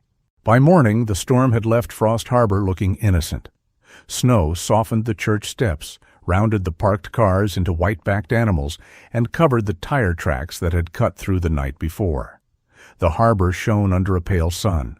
Icicles hung from the eaves like glass organ pipes. Anyone passing through town after breakfast might have thought nothing terrible had happened. That was what bothered Jack Hollis most. The world was very good at smoothing over evidence. Inside the church basement, the warmth had thinned but not vanished. The last of Evelyn Pike's fish stew sat in a covered pot on the stove. Blankets were folded over chairbacks. Wet boots lined the wall near the furnace room. The residents of Harbor Row moved slowly, stiff from a poor night's sleep, but alive and irritated, which Ruth Calder declared to be a favorable medical sign. "People who are truly dying do not complain about oatmeal texture," she said, glaring into her bowl. Nolan Pritchard, wrapped in 2 blankets and his own sense of injustice, pointed a spoon at her. "This oatmeal has texture? News to me." Bea Lorne laughed softly and coughed afterward. Mercy lifted her head at the sound, then laid it back across Alma Greer's slipper. The dog had slept near the old woman for most of the night, waking whenever a chair scraped or a metal latch clicked. Each time, Alma's hand had settled lightly behind her ear until the trembling passed. Jack had watched from across the room. He had not slept much. He told himself it was because someone needed to watch the doors, the stove, the weather reports, the roads. That was partly true. The rest was Marin's old flyer still pinned to the bulletin board behind him, its yellow paper louder than any alarm. Old Mill, West Bay? Ask Jack about heat, wiring, doors. He had read those words at least a dozen times before dawn. At 9, Tobin Reed announced there would be a meeting. He did not call it a hearing at first. He said meeting because that sounded less likely to frighten people who had already spent the night deciding whether needing help made them weak. But by 10, the basement had rearranged itself into something more serious. Folding chairs faced the long table near the front. The residents sat together, not in a straight line like witnesses, but close enough that blankets overlapped. Mara Whitcomb took the center table. Her brown leather file bag sat open beside her, already half empty. She had removed her charcoal coat and wore a dark green sweater beneath it, sleeves pushed to the wrists, glasses low on her nose. There was nothing theatrical about her. She did not look like a woman about to rescue anyone. She looked like a woman about to make the truth fill out paperwork properly. Deputy Claire Noakes stood near the side wall with her waterproof notebook and a paper cup of coffee she had not touched. Evelyn moved in and out of the kitchen with the grave authority of a battlefield nurse who had chosen soup as her weapon. Tobin placed extra chairs in the back for townspeople who arrived quietly. A retired dock worker, 2 women from the church finance committee, a middle-aged electrician still wearing his work pants, and a councilman named Harold Finch, who looked as though he regretted being recognizable. There were no children, no spectacle, no curious crowd looking for a story to tell over dinner. Only adults who had either known or avoided knowing. That made the room heavier. Jack stood near the back door with Mercy's soft lead looped loosely in his hand. Mercy stayed beside Alma's chair. The lead was symbolic more than necessary. Jack had learned by now that Mercy decided her own posts. At 10:15, Vincent Dyer arrived. He entered through the basement door as if the church had been expecting him and should be grateful he had found time. He was 54, clean in a way the morning had no right to allow. Dark wool coat, gray scarf, polished winter boots, silver hair combed back neatly from a face that had learned to smile without spending any warmth. Beside him walked a woman in a navy suit and camel coat, carrying a slim briefcase. Her expression suggested she had billed someone for the drive over. Vincent paused at the foot of the stairs and looked around the room. "My goodness," he said. "I'm relieved everyone is safe." No one answered. Tobin stepped forward. "Mr. Dyer." "Pastor Reed?" Vincent offered his hand. Tobin shook it briefly, then let go first. "I would have come sooner, but road conditions were unsafe." "Funny," Gordon Ames muttered from the second row. "We managed with a van that smells like bait and regret." Ruth leaned toward him. "Regret is the engine noise." Mara tapped a pen once on her folder. The room settled. Vincent took a chair at the front without being invited. His lawyer sat beside him and opened her briefcase. Jack saw the move for what it was. Not aggression, not yet. Occupying ground. Mara did not contest it. She simply stood. "This is an informal community meeting regarding conditions at Harbor Row, last night's outage, and ongoing maintenance concerns affecting elderly residents." Vincent smiled faintly. "I appreciate your concern, Ms. Whitcomb, but I should clarify that Harbor Row is a privately managed property. We are already conducting a responsible review of infrastructure needs." "Good," Mara said. "Then you will have no objection to listening." The smile remained. The eyes cooled. "I am always willing to listen." Jack had heard men lie in softer tones than threats. Vincent's voice had that same polished emptiness. It did not strike. It absorbed. Mara began with Ruth. Ruth rose with her tin box in both hands. She had dressed for the meeting in her dark purple cardigan and a blouse buttoned to the throat, as if testimony required proper collar discipline. Her glasses flashed under the basement lights. "I have lived at Harbor Row for 11 years, she said.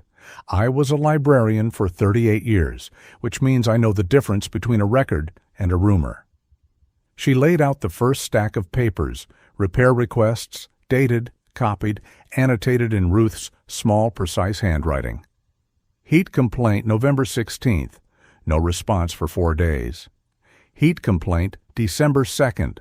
Marked Resident Advised System Aging. December 10th. No technician entered my unit, though this report says access was attempted. I was home. I am always home when men claim I am not. A quiet ripple moved through the room. Vincent's lawyer wrote something. Mara then called Nolan. The old mechanic stood with his cane, joints protesting, pride louder than pain. He had insisted on wearing his wool cap indoors because, as he said, if the building can misbehave, so can I. He brought Jack's photographs of the valve to the table. That part there, Nolan said, pointing with one thick finger, is not what belongs on that loop. Threading's wrong. Seal's poor. You get air in the line, pressure drops, heat fails in sections. Maybe a fool installed it. Maybe a cheap man did. Either way, the pipe doesn't care about excuses. Vincent folded his hands. With respect, Mr. Pritchard, Harbor Row is an aging structure. Systems fail in winter. Nolan looked at him. So do men, he said. That doesn't mean we call neglect a season. The room went very still. Jack saw Vincent's jaw tighten. Only a fraction. Enough. Celia Voss spoke next. That cost her more. She stood near the medical table, hands clasped in front of her navy scrubs, face pale from a night without sleep and a morning without innocence. Her cousin Graham's company name had appeared on half the forms already. Everyone knew it. Celia knew everyone knew. I am not here as a building inspector, she said. I am a nurse. Last night I recorded low body temperature readings in 3 residents, including one with cardiovascular risk factors. One oxygen-dependent resident was placed at unnecessary risk because of power loss and lack of generator function. I cannot state intent. I can state that the conditions were unsafe. Vincent leaned forward, his concern arranged beautifully. Ms. Voss, no one disputes the storm created hardship. Extreme weather events can challenge even well-maintained systems. Celia looked at him for a long moment. My hands were cold when I took Alma Greer's pulse, she said. Not because of the storm outside, because of the room inside. Alma, sitting near Mercy, lowered her eyes. Mercy lifted her head. Mara waited before calling Alma. The room seemed to understand that something different was coming. Papers could speak only so far. At some point, a person had to stand where a number could not. Alma rose slowly. Jack almost moved to help, then stopped. Alma had not asked. Gordon, beside her, offered an arm without making a show of it. She took it. She stood small beneath the church lights, pale blue cardigan buttoned neatly, white hair pinned low, one hand resting lightly on Mercy's head. The dog stood with her. I am not good at meetings, Alma said. My husband used to say I could sew through 3 layers of canvas, but I could not speak through 1 layer of men interrupting. A few soft smiles came and went. Vincent did not smile. Alma looked at him. I do not want better accommodations. I want my home. I know where the floor creaks. I know which window sticks. I know the sound the river makes when ice breaks at 2 a.m. My husband died in that apartment. I do not keep that fact to make anyone uncomfortable. I keep it because it is true. She drew a breath. And this dog, she said, touching Mercy's scarred neck carefully, was kept beneath that building. I heard chains. I heard keys. I saw her through a grate. She had milk then. She had been a mother recently. I could not open the door, so I fed her what I could. Jack saw Cal Reddick at the back of the room. He had come in without Jack noticing, standing near the stairs in his dirty orange work coat, dark cap low, hands in his pockets. No keys hung from his belt today. That absence was almost louder than the sound would have been. Cal stared at Mercy. Mercy stared at the floor. Vincent's lawyer shifted. Mrs. Greer, are you alleging that my client— I am saying what I saw, Alma interrupted, and her voice, though soft, entered the room like a needle through cloth. People keep asking old women for proof of things they were never meant to survive seeing. The lawyer closed her mouth. Vincent leaned back. He did not look at Cal. That was interesting. Mara let the silence remain for exactly long enough to become useful. Then Vincent stood. No one had invited him to, but he did it smoothly, turning toward the room with the practiced sorrow of a man unveiling a plaque.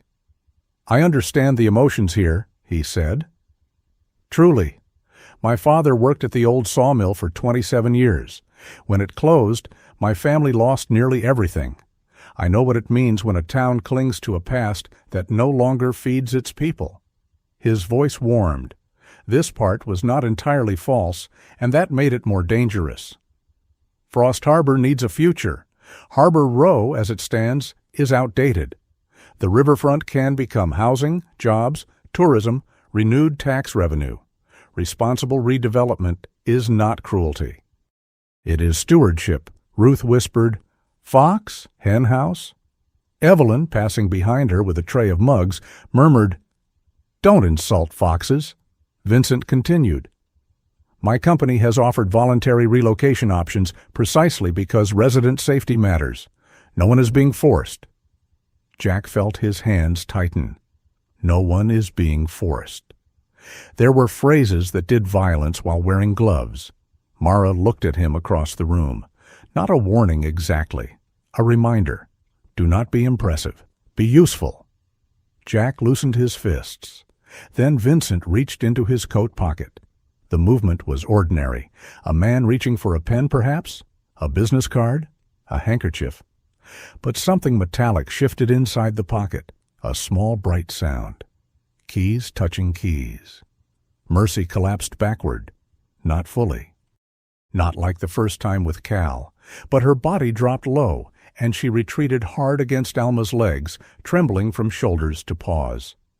The soft lead slipped from Jack's hand as he stepped forward.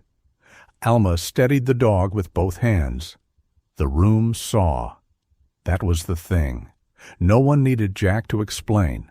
No one needed Ruth to annotate. No one needed Mara to organize the moment into a folder. Vincent Dyer stood with one hand in his expensive coat, a silver key ring half visible between his fingers, and the dog who had once been used to frighten old people shook beneath the hand of the woman who had fed her through a grate. All the polished language in the room suddenly looked small. Vincent lowered his hand slowly. "I'm sorry," he said. "I didn't realize the animal was so reactive." Alma looked up at him. "She is not reactive," she said. "She remembers." The words did not accuse. They convicted. Cal Reddick shifted near the stairs. Jack saw him swallow. Celia saw too. Her face changed as if some internal rope had finally snapped. "My cousin Graham signed 2 service reports I do not believe he performed," Celia said. The room turned toward her. She looked at Vincent, then at Mara. "I can't prove why, but I can provide dates. I can provide readings. I can provide names of residents who called and were told to wait."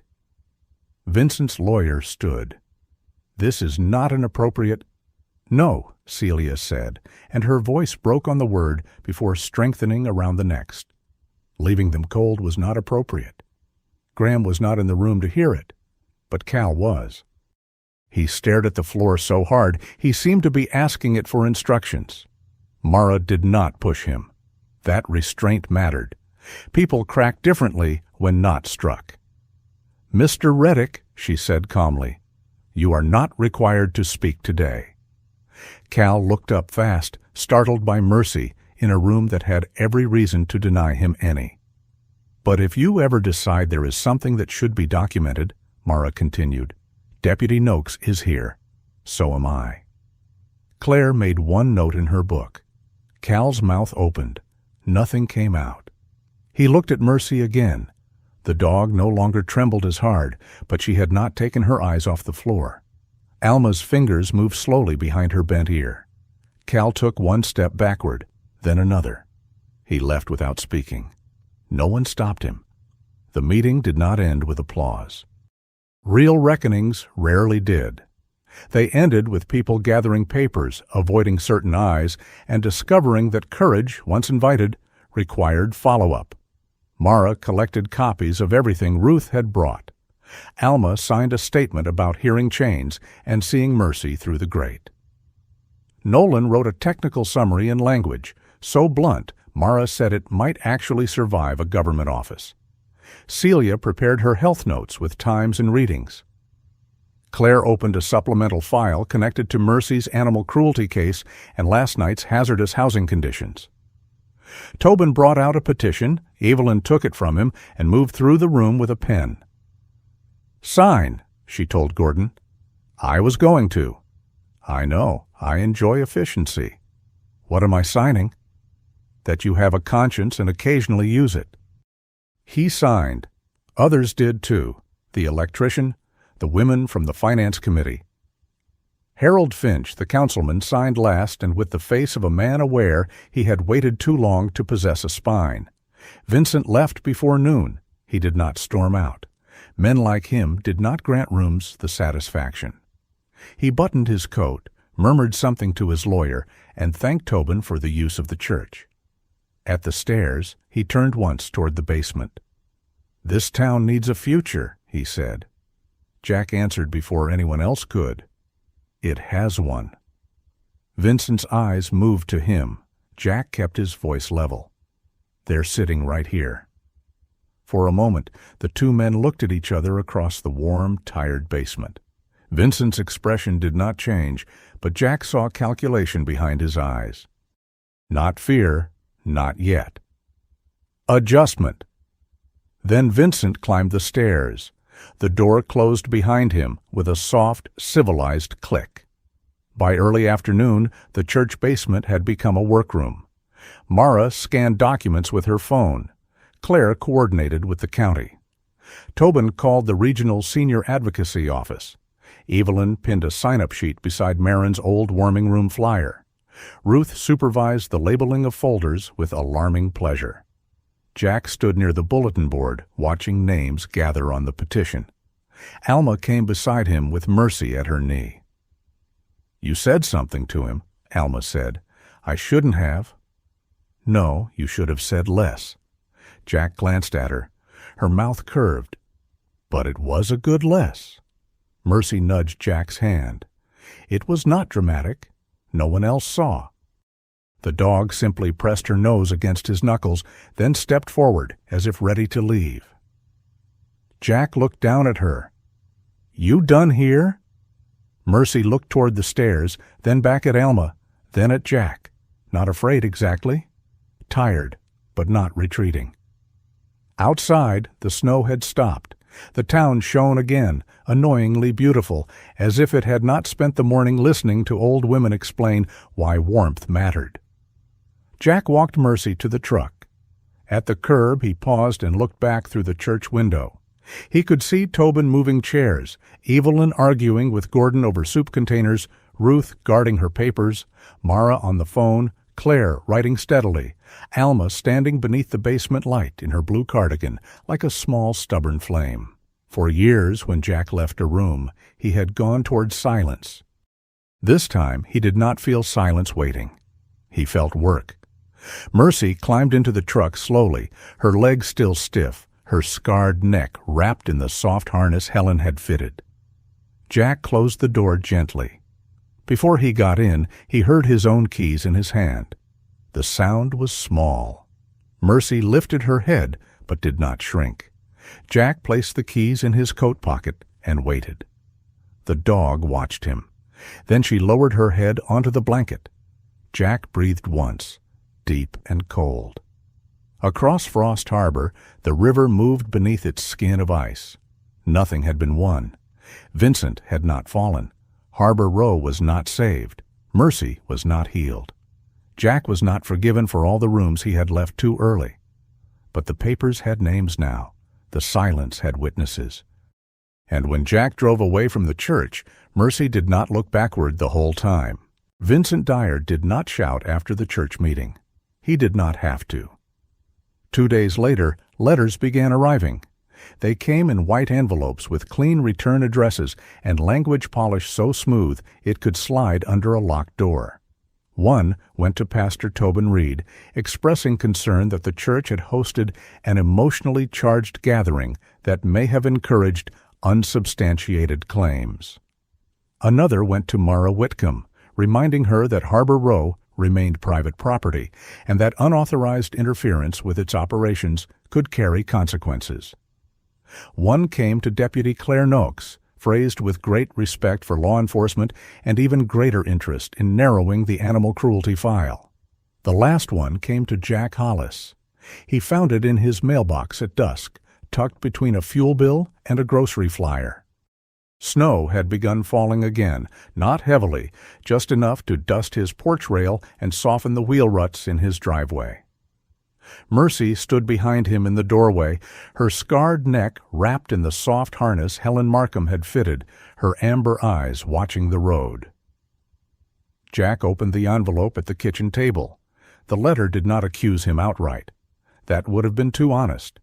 It referred instead to a former military individual, a pattern of intimidating presence, and a potentially unstable rescue animal being introduced into a vulnerable housing environment. Jack read it once, then again. His hand stayed still.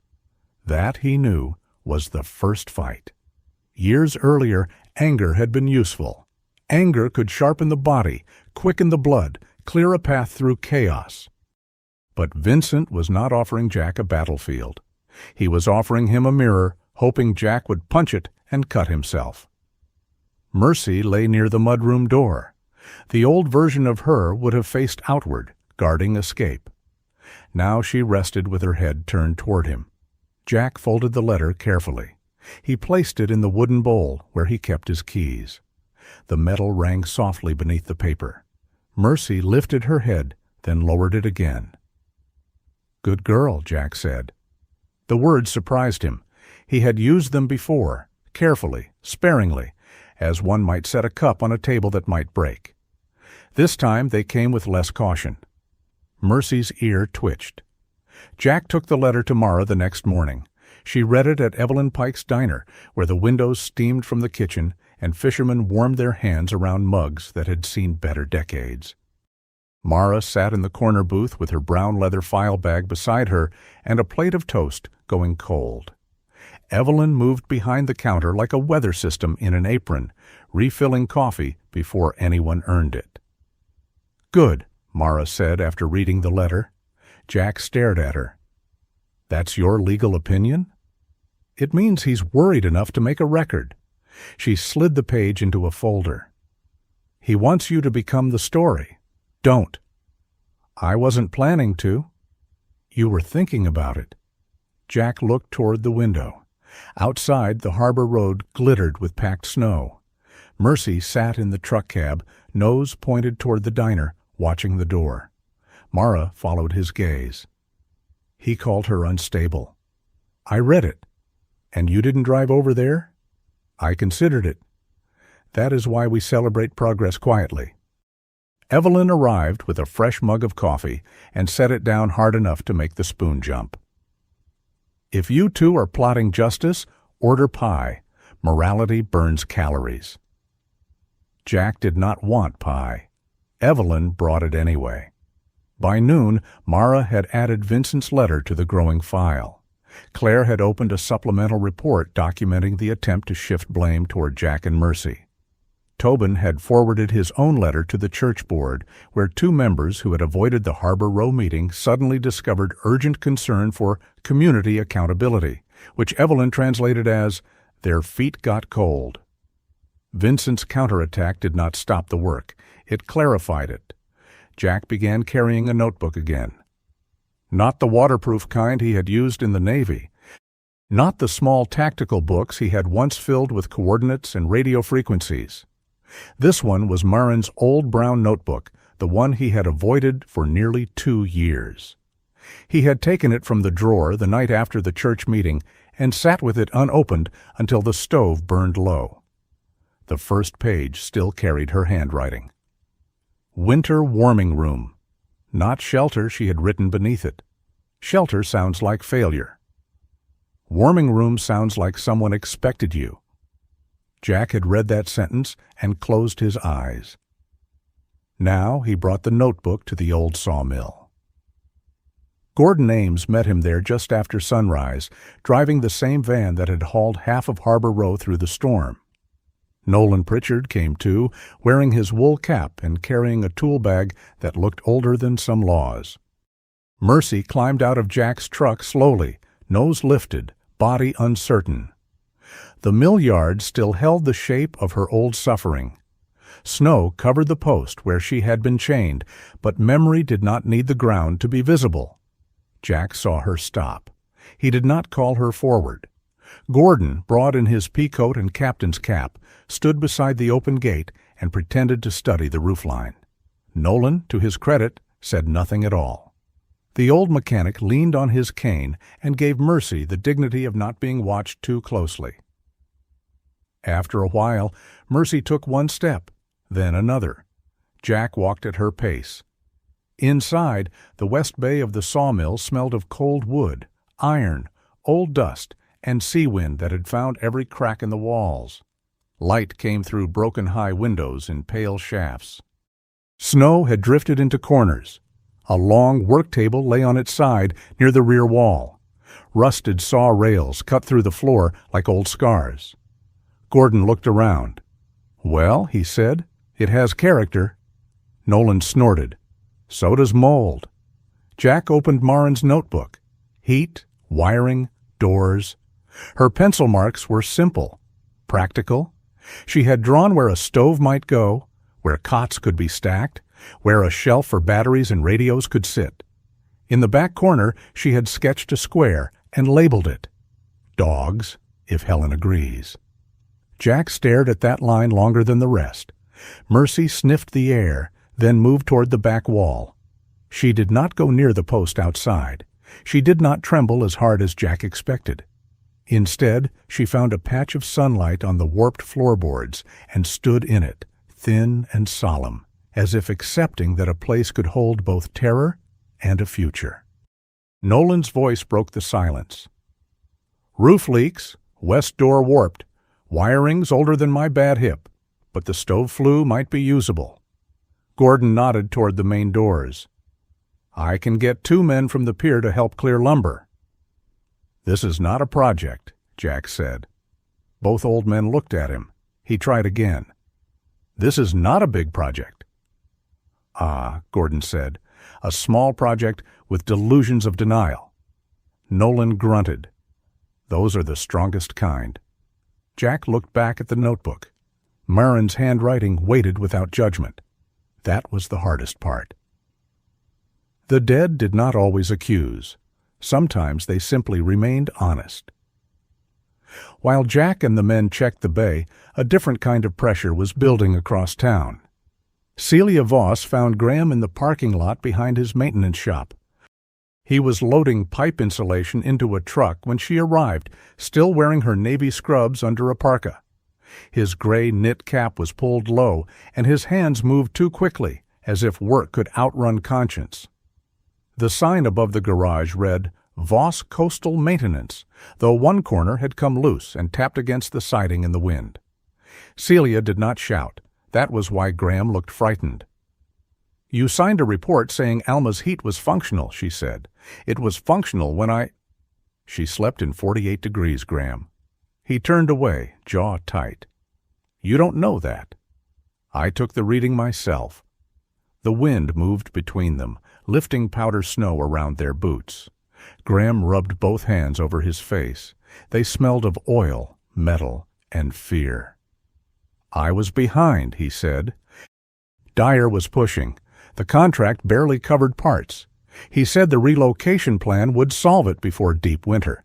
He said not to waste money on a system that was going offline. People were still living there. "I know."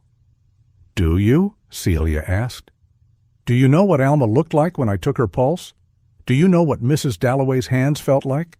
Do you want to sit in that room and watch them sleep under 3 coats while you tell yourself paperwork will catch up?" Graham's face crumpled in small, ugly increments. "I didn't mean for anyone to get hurt." Celia's voice softened, which made it worse. "That sentence has kept too many rooms cold." By late afternoon, Graham sat across from Mara in the church office with Celia beside him and Claire Noakes standing near the filing cabinet. He did not confess like a man in a movie. He did not break open dramatically. He slid his phone across the table with trembling fingers. Emails, texts, work orders marked "Defer." A message from Vincent's office referring to accelerated voluntary transition through habitability pressure. Another instructed Graham to avoid capital repairs prior to relocation resolution. Mara read the phrase twice. "Habitability pressure," she said. Graham stared at his hands. "I told myself it meant paperwork." Claire's pen scratched once across her notebook. "And now?" He swallowed. "Now I think it meant cold." That same evening, Cal Reddick came to the church by the side door. He did not come far inside. Tobin found him standing in the entryway, cap in hand, snow melting on the shoulders of his dirty orange coat. Without the key ring on his belt, he looked smaller, as if someone had removed a piece of armor he had mistaken for a spine. Jack was there with Mara, sorting supply lists for the sawmill. Mercy lay near Alma, who had come to the church to warm up after an inspection team briefly shut off part of Harbor Row's system for testing.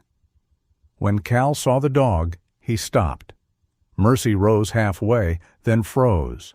Jack moved between them by instinct, but Alma touched his sleeve. "Wait," she said. Cal's eyes did not leave Mercy. "I didn't hit her," he said. No one answered. The room did not forgive easy openings. Cal swallowed. "I pulled her around, by the chain, through the basement sometimes. Dyer said the residents had to understand the building wasn't suitable. Graham said not to, but he didn't stop it."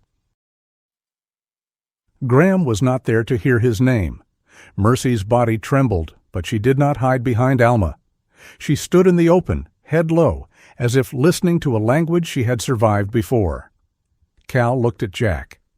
"There were pups," he said. The room changed. Jack's shoulders tightened.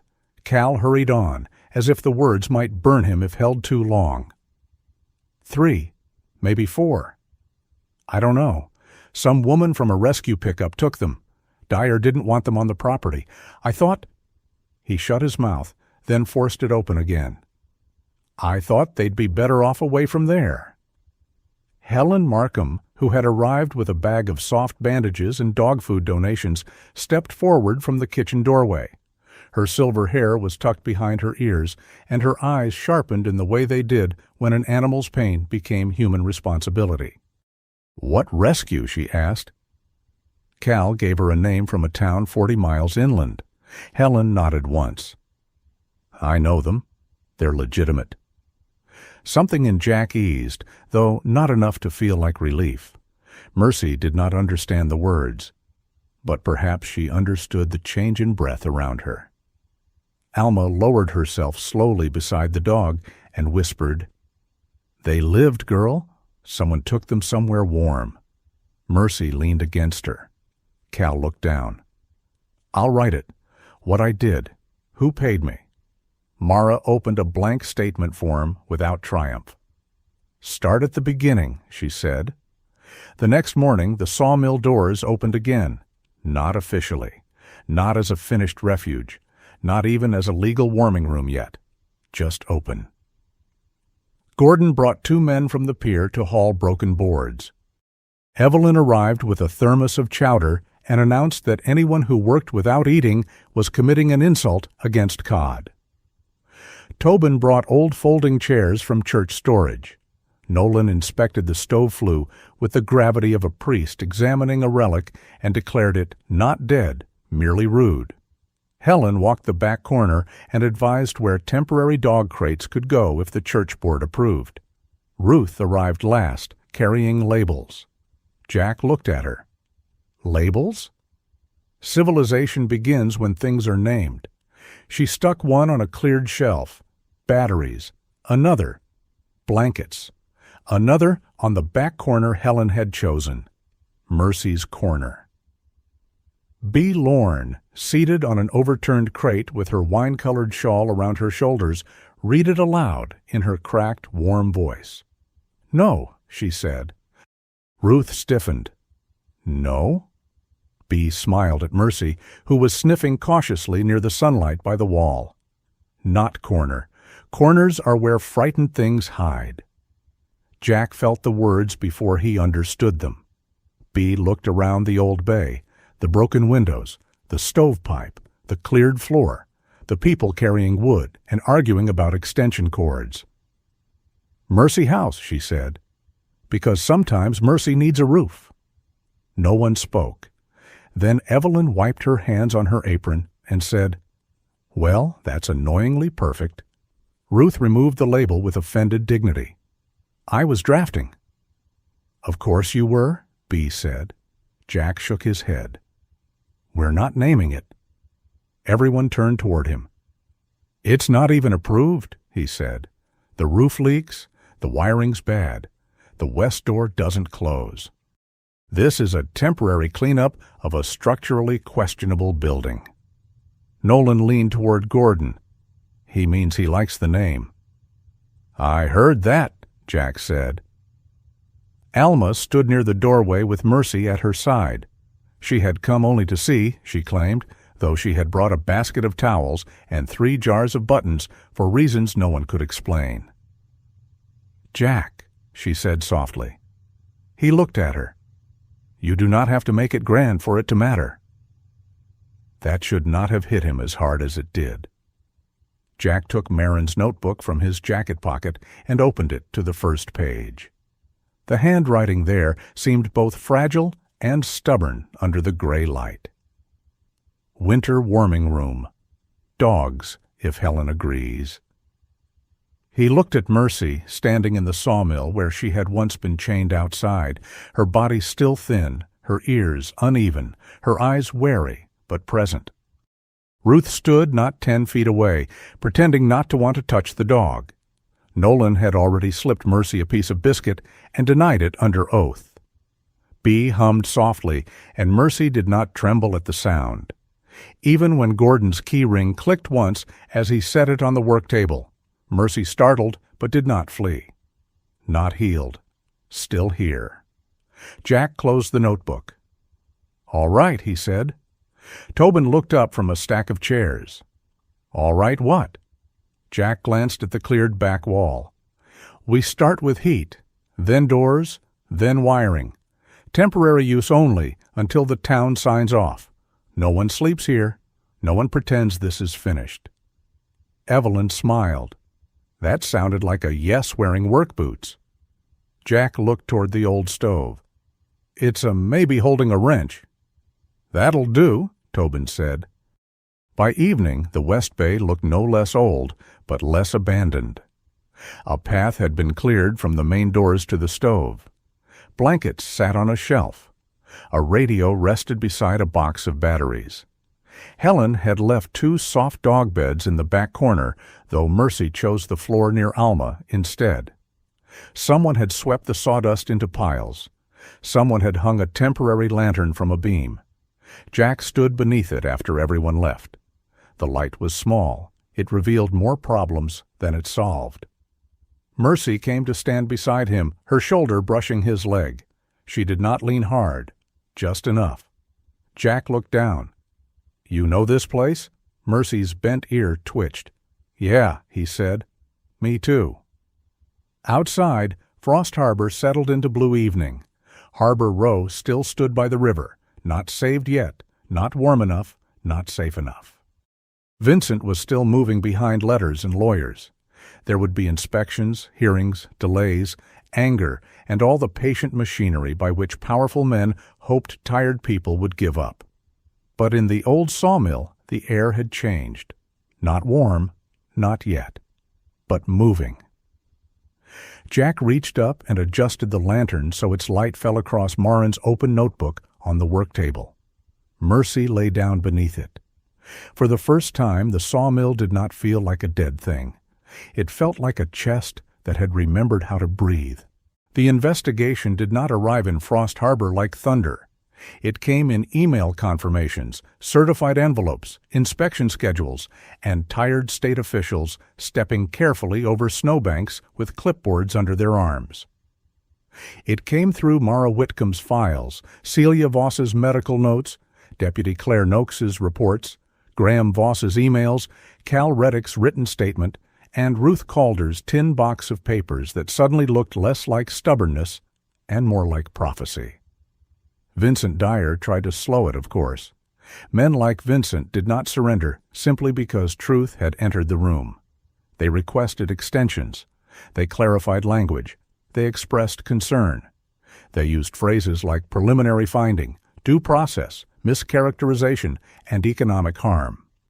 His lawyer sent letters that smelled, to Jack Hollis, like expensive heat. But the story had slipped out of Vincent's hands. That was the first thing that changed. The second was the town. Frost Harbor did not transform overnight into a shining village of perfect citizens. It remained itself, proud, practical, slow to apologize, quick to gossip, and capable of turning a committee meeting into a siege.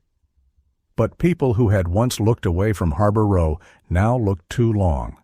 They brought space heaters before being asked.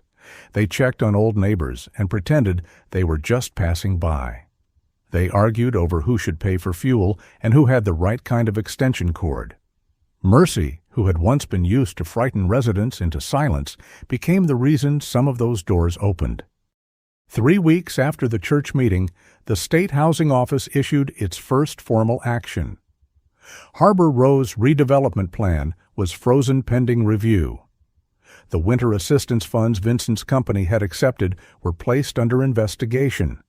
An emergency order required full inspection of the heating system, replacement of the generator, and a resident protection plan before any further relocation notices could be issued. Mara read the order aloud in Tobin Reed's church office while Ruth sat across from her, arms folded, face sharp with satisfaction. "Read the part about resident protections again," Ruth said. Mara glanced over her glasses. "I have read it twice." Some sentences improve with repetition. Nolan Pritchard, leaning on his cane near the radiator, grunted. "Read the part where they have to replace the generator." "You only like that because you want to inspect it," Gordon Ames said. "I intend to have a meaningful relationship with it." "Finally," Ruth said. "Someone for you." Jack stood near the door, quiet. Mercy lay beside Alma Greer's chair, her head resting on the old woman's slipper. The dog no longer watched every person in the room with the same desperate calculation. She still lifted her head when keys sounded. She still disliked men who walked too quickly behind her, but fear no longer owned every inch of her body. Alma stroked the fur behind Mercy's bent ear. "Does this mean we keep our homes?" she asked. Mara's face softened, though she did not allow hope to outrun accuracy. "It means no one can push you out quietly anymore. The property will be placed under a community housing trust if the town council approves the emergency transfer and the state signs off on the conditions." Ruth narrowed her eyes. "That sounds like yes wearing legal shoes." "It is yes still walking carefully." Alma nodded. "Careful is better than gone." Vincent left town 2 days before the council vote. No one announced it. No one jeered. There was no public fall, no dramatic confession on courthouse steps, no sheriff leading him away beneath flashing lights. Jack saw him from across Main Street that morning, standing beside a black SUV while snow fell cleanly over the sidewalk. Vincent wore the same dark wool coat, the same gray scarf, the same polished boots that never seemed to carry salt or mud for long. For a moment, the two men looked at each other. Vincent's face remained composed. He did not look defeated. Men like him rarely granted the world that kind of honesty. But he looked smaller somehow, not in body, but in reach. His hands were still clean. His story was not. Jack expected anger to rise. It did, but not as it once would have. It came stood beside him, and waited without demanding action. Vincent got into the SUV. The vehicle pulled away from the curb and turned toward the inland road, passing the old sawmill without slowing. Mercy, sitting beside Jack on the sidewalk, watched it go. Her ears lifted. The old tremor moved once through her shoulders, then passed. Jack put one hand lightly on her back. "Not today," he said. She leaned into him for one breath, then looked toward Harbor Row. By the end of that week, the heat returned properly. Not perfectly. Harbor Row was still an old building by a cold river, and old buildings like to keep opinions in the pipes. But the rooms warmed, the windows lost their frost from the inside. Alma no longer wore gloves to drink tea. Mrs. Dalloway's oxygen machine was connected to a new generator system Nolan inspected with the solemnity of a naval treaty. The first night the new generator started cleanly during a test, Nolan stood in the basement with one hand on the casing and said, "That is a machine with marriage potential." Ruth, holding a clipboard, did not look up. "The machine has not consented." It hummed. That was not a proposal. Gordon laughed so hard he coughed. Life returned not as celebration, but as habit. Ruth established a small lending shelf in the hallway, labeling it Harbor Row Library, and scolding anyone who returned books with folded corners. B. Lorne sang again at church the following Sunday, her voice still rough, still cracked, but warm enough to make 3 people stare fiercely at their shoes. Alma reopened her blue curtains every morning. Celia continued her visits, not because anyone ordered her to, but because she had learned that family shame could become useful if it made a person braver. Graham Voss surrendered his maintenance contract and began working under supervision for the town repair crew. He did not become noble overnight. He avoided Alma for a week before she finally called him into the hallway and asked him to fix a sticking cabinet. He looked confused. "You want me to?" "I want it fixed," Alma said. "Redemption may hold the flashlight." That sentence traveled through Frost Harbor faster than any official notice. Cal Reddick left town for a while, then returned to give a fuller statement. He did not ask to see Mercy. That, Jack thought, was the first decent thing he had done without being told. As for Mercy's pups, Helen Markham confirmed what Cal had said. 3 had gone through a legitimate rescue 2 counties inland. All were alive, adopted before Jack ever found Mercy. Helen told Jack privately in the back room of her clinic, one hand resting on Mercy's chart. "Sometimes knowing they lived is all we can give her," she said. Jack looked through the window where Mercy waited in the truck, her amber eyes following an elderly man crossing the sidewalk. "It doesn't feel like enough." "No," Helen said. "Enough is rare. We make homes out of what is left." The old sawmill did not become Mercy House all at once. That would have been too clean, and Frost Harbor distrusted clean endings almost as much as Ruth distrusted decorative punctuation. First came permission for temporary daytime use under church sponsorship. Then a fire inspection. Then a list of repairs long enough to make Gordon whistle, and Nolan declared that the inspector had a gift for pessimism. The West Bay roof still leaked in one corner. The stove smoked on damp mornings. The wiring had to be replaced in sections. The old doors stuck unless Jack lifted them with his shoulder, which felt, he admitted to no one, like greeting a relative. But the doors opened. That mattered. A rough wooden sign hung above the cleared entrance. Mercy House, warming room, soup. Coffee. Radio. Pets, welcome with care. Ruth objected to the phrase "with care" as insufficiently specific. Evelyn said if Ruth wanted to rewrite the whole sign, she could do it after washing soup pots. The wording remained. On the first official afternoon, Mercy House held 12 people, 1 sleeping hound from the pier, 2 crates of blankets, 3 repaired lamps, a weather radio, and a stove that complained, but worked.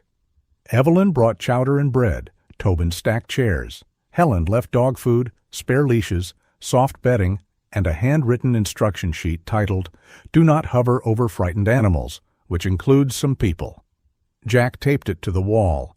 Bea touched the sign with one finger and smiled. Alma sat near the stove, Mercy at her feet. Ruth shelved donated books along the south wall. Gordon argued with Nolan over whether the wind whistling through the roof counted as ventilation. Celia arrived after her shift with a bag of oranges. Claire stopped by to check the exits and pretended she was not moved by the sight of Mercy asleep under the table. Jack did not call himself founder. When the town clerk asked what title to put on the temporary operations form, he said, "Keyholder." Mara, reviewing the document, looked at him. "That is not a role." "It is today." She wrote, "Winter Site Manager." He sighed. "You can glare," Mara said. "It does not change forms." So Jack opened the doors each morning. He checked the stove, brought in firewood, tested the radio, cleared ice from the threshold, set out Mercy's water bowl, and moved quietly through the West Bay as if the building were a patient waking from long illness. He hung only one personal thing inside. A small photograph of Marin went near the soup table, tucked into a simple wooden frame. In the picture, she was sitting at their old kitchen table, laughing at something beyond the camera, one hand raised as if refusing to be photographed and secretly enjoying it. Beneath the frame, Jack placed the first page from her notebook in a clear sleeve. Winter warming room. Not shelter. Shelter sounds like failure. Warming room sounds like someone expected you. People read it without asking questions. That was their kindness. One evening, weeks after the council vote, Jack stayed late after everyone had gone home. Snow fell gently beyond the open bay doors, turning the yard silver. Inside, the stove glowed red. Coats hung from hooks along the wall. Alma's blue shawl, Ruth's black wool coat, Nolan's cap, Gordon's pea coat, Tobin's brown scarf. Helen's bag of dog food sat beneath the shelf marked Pet Supplies. A row of mugs dried upside down beside the sink. Mercy stood near the threshold. For a moment, Jack remembered the night he found her outside, chained to iron, guarding an empty place in the snow where her pups had once been. Now she watched the yard without shrinking from it. The chain post had been removed that morning. Nolan had cut it loose with a saw, muttering that some relics deserved no museum. Jack had kept one rusted link. He did not know why until that evening. He took it from his pocket and set it on the work table beside Marin's notebook. Mercy came over, sniffed it once, then stepped back. Her body tensed, but she did not run. Jack picked up the link again. He carried it to the stove. The iron door opened with a groan. Heat touched his face. He dropped the link inside. It landed among the coals with a dull sound, then disappeared under the red. Mercy watched. Jack closed the stove. No speech followed. No great release. The past did not burn just because one piece of metal did, but the room felt clearer, as if some small permission had been granted. Mercy came to his side and leaned against his leg. Jack rested his hand on her scarred neck above the place where the chain had marked her.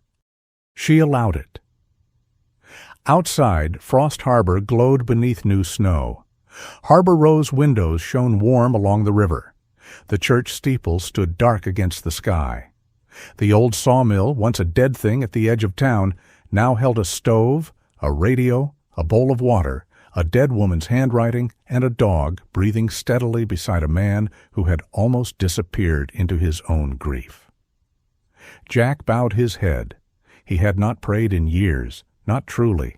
He had spoken at funerals, bowed at services, endured blessings like weather. But prayer required more than posture. It required staying open where the world could enter. His voice was barely more than breath. "God," he whispered, and the word felt strange, old and not unwelcome. "Don't let me run any more." Mercy sighed. It was a long, tired sound. The sound of a creature who still carried scars, still startled at keys, still slept lightly, but had found a floor where no one pulled her away. Jack looked down at her. "No," he said softly. "I don't know what I'm doing either." The dog's tail tapped once against his boot. Outside, snow kept falling, not as a curtain hiding the town this time, but as a quiet blessing on roofs, river, church, and old mill. Mercy House was not a miracle. The roof still leaked. The permits were not finished. The stove complained. The people inside argued about soup, books, generators, and whether dogs should be allowed biscuits after supper. But the light was on. And in Frost Harbor, where winter had once taught the old to be silent and the wounded to hide, that small light was enough to tell the lost and cold-hearted alike. Someone was expected. Sometimes peace does not come by erasing what hurt us. It comes when we finally stop running from the places that still need our love. Jack did not get his old life back. Mercy did not lose her scars. Alma and the others still had winter outside their windows. But together they built one warm room, one open door, one small light that said, "Someone is still expected here." Maybe that is how grace often finds us, not as a grand miracle, but as a quiet reason to stay. If this story touched your heart, share your thoughts in the comments. Tell us where you're watching from tonight, and if you'd like more stories of loyalty, courage, and hope, please subscribe and stay with us. May peace find your home, and may you never forget, even after loss, a light can still be left on.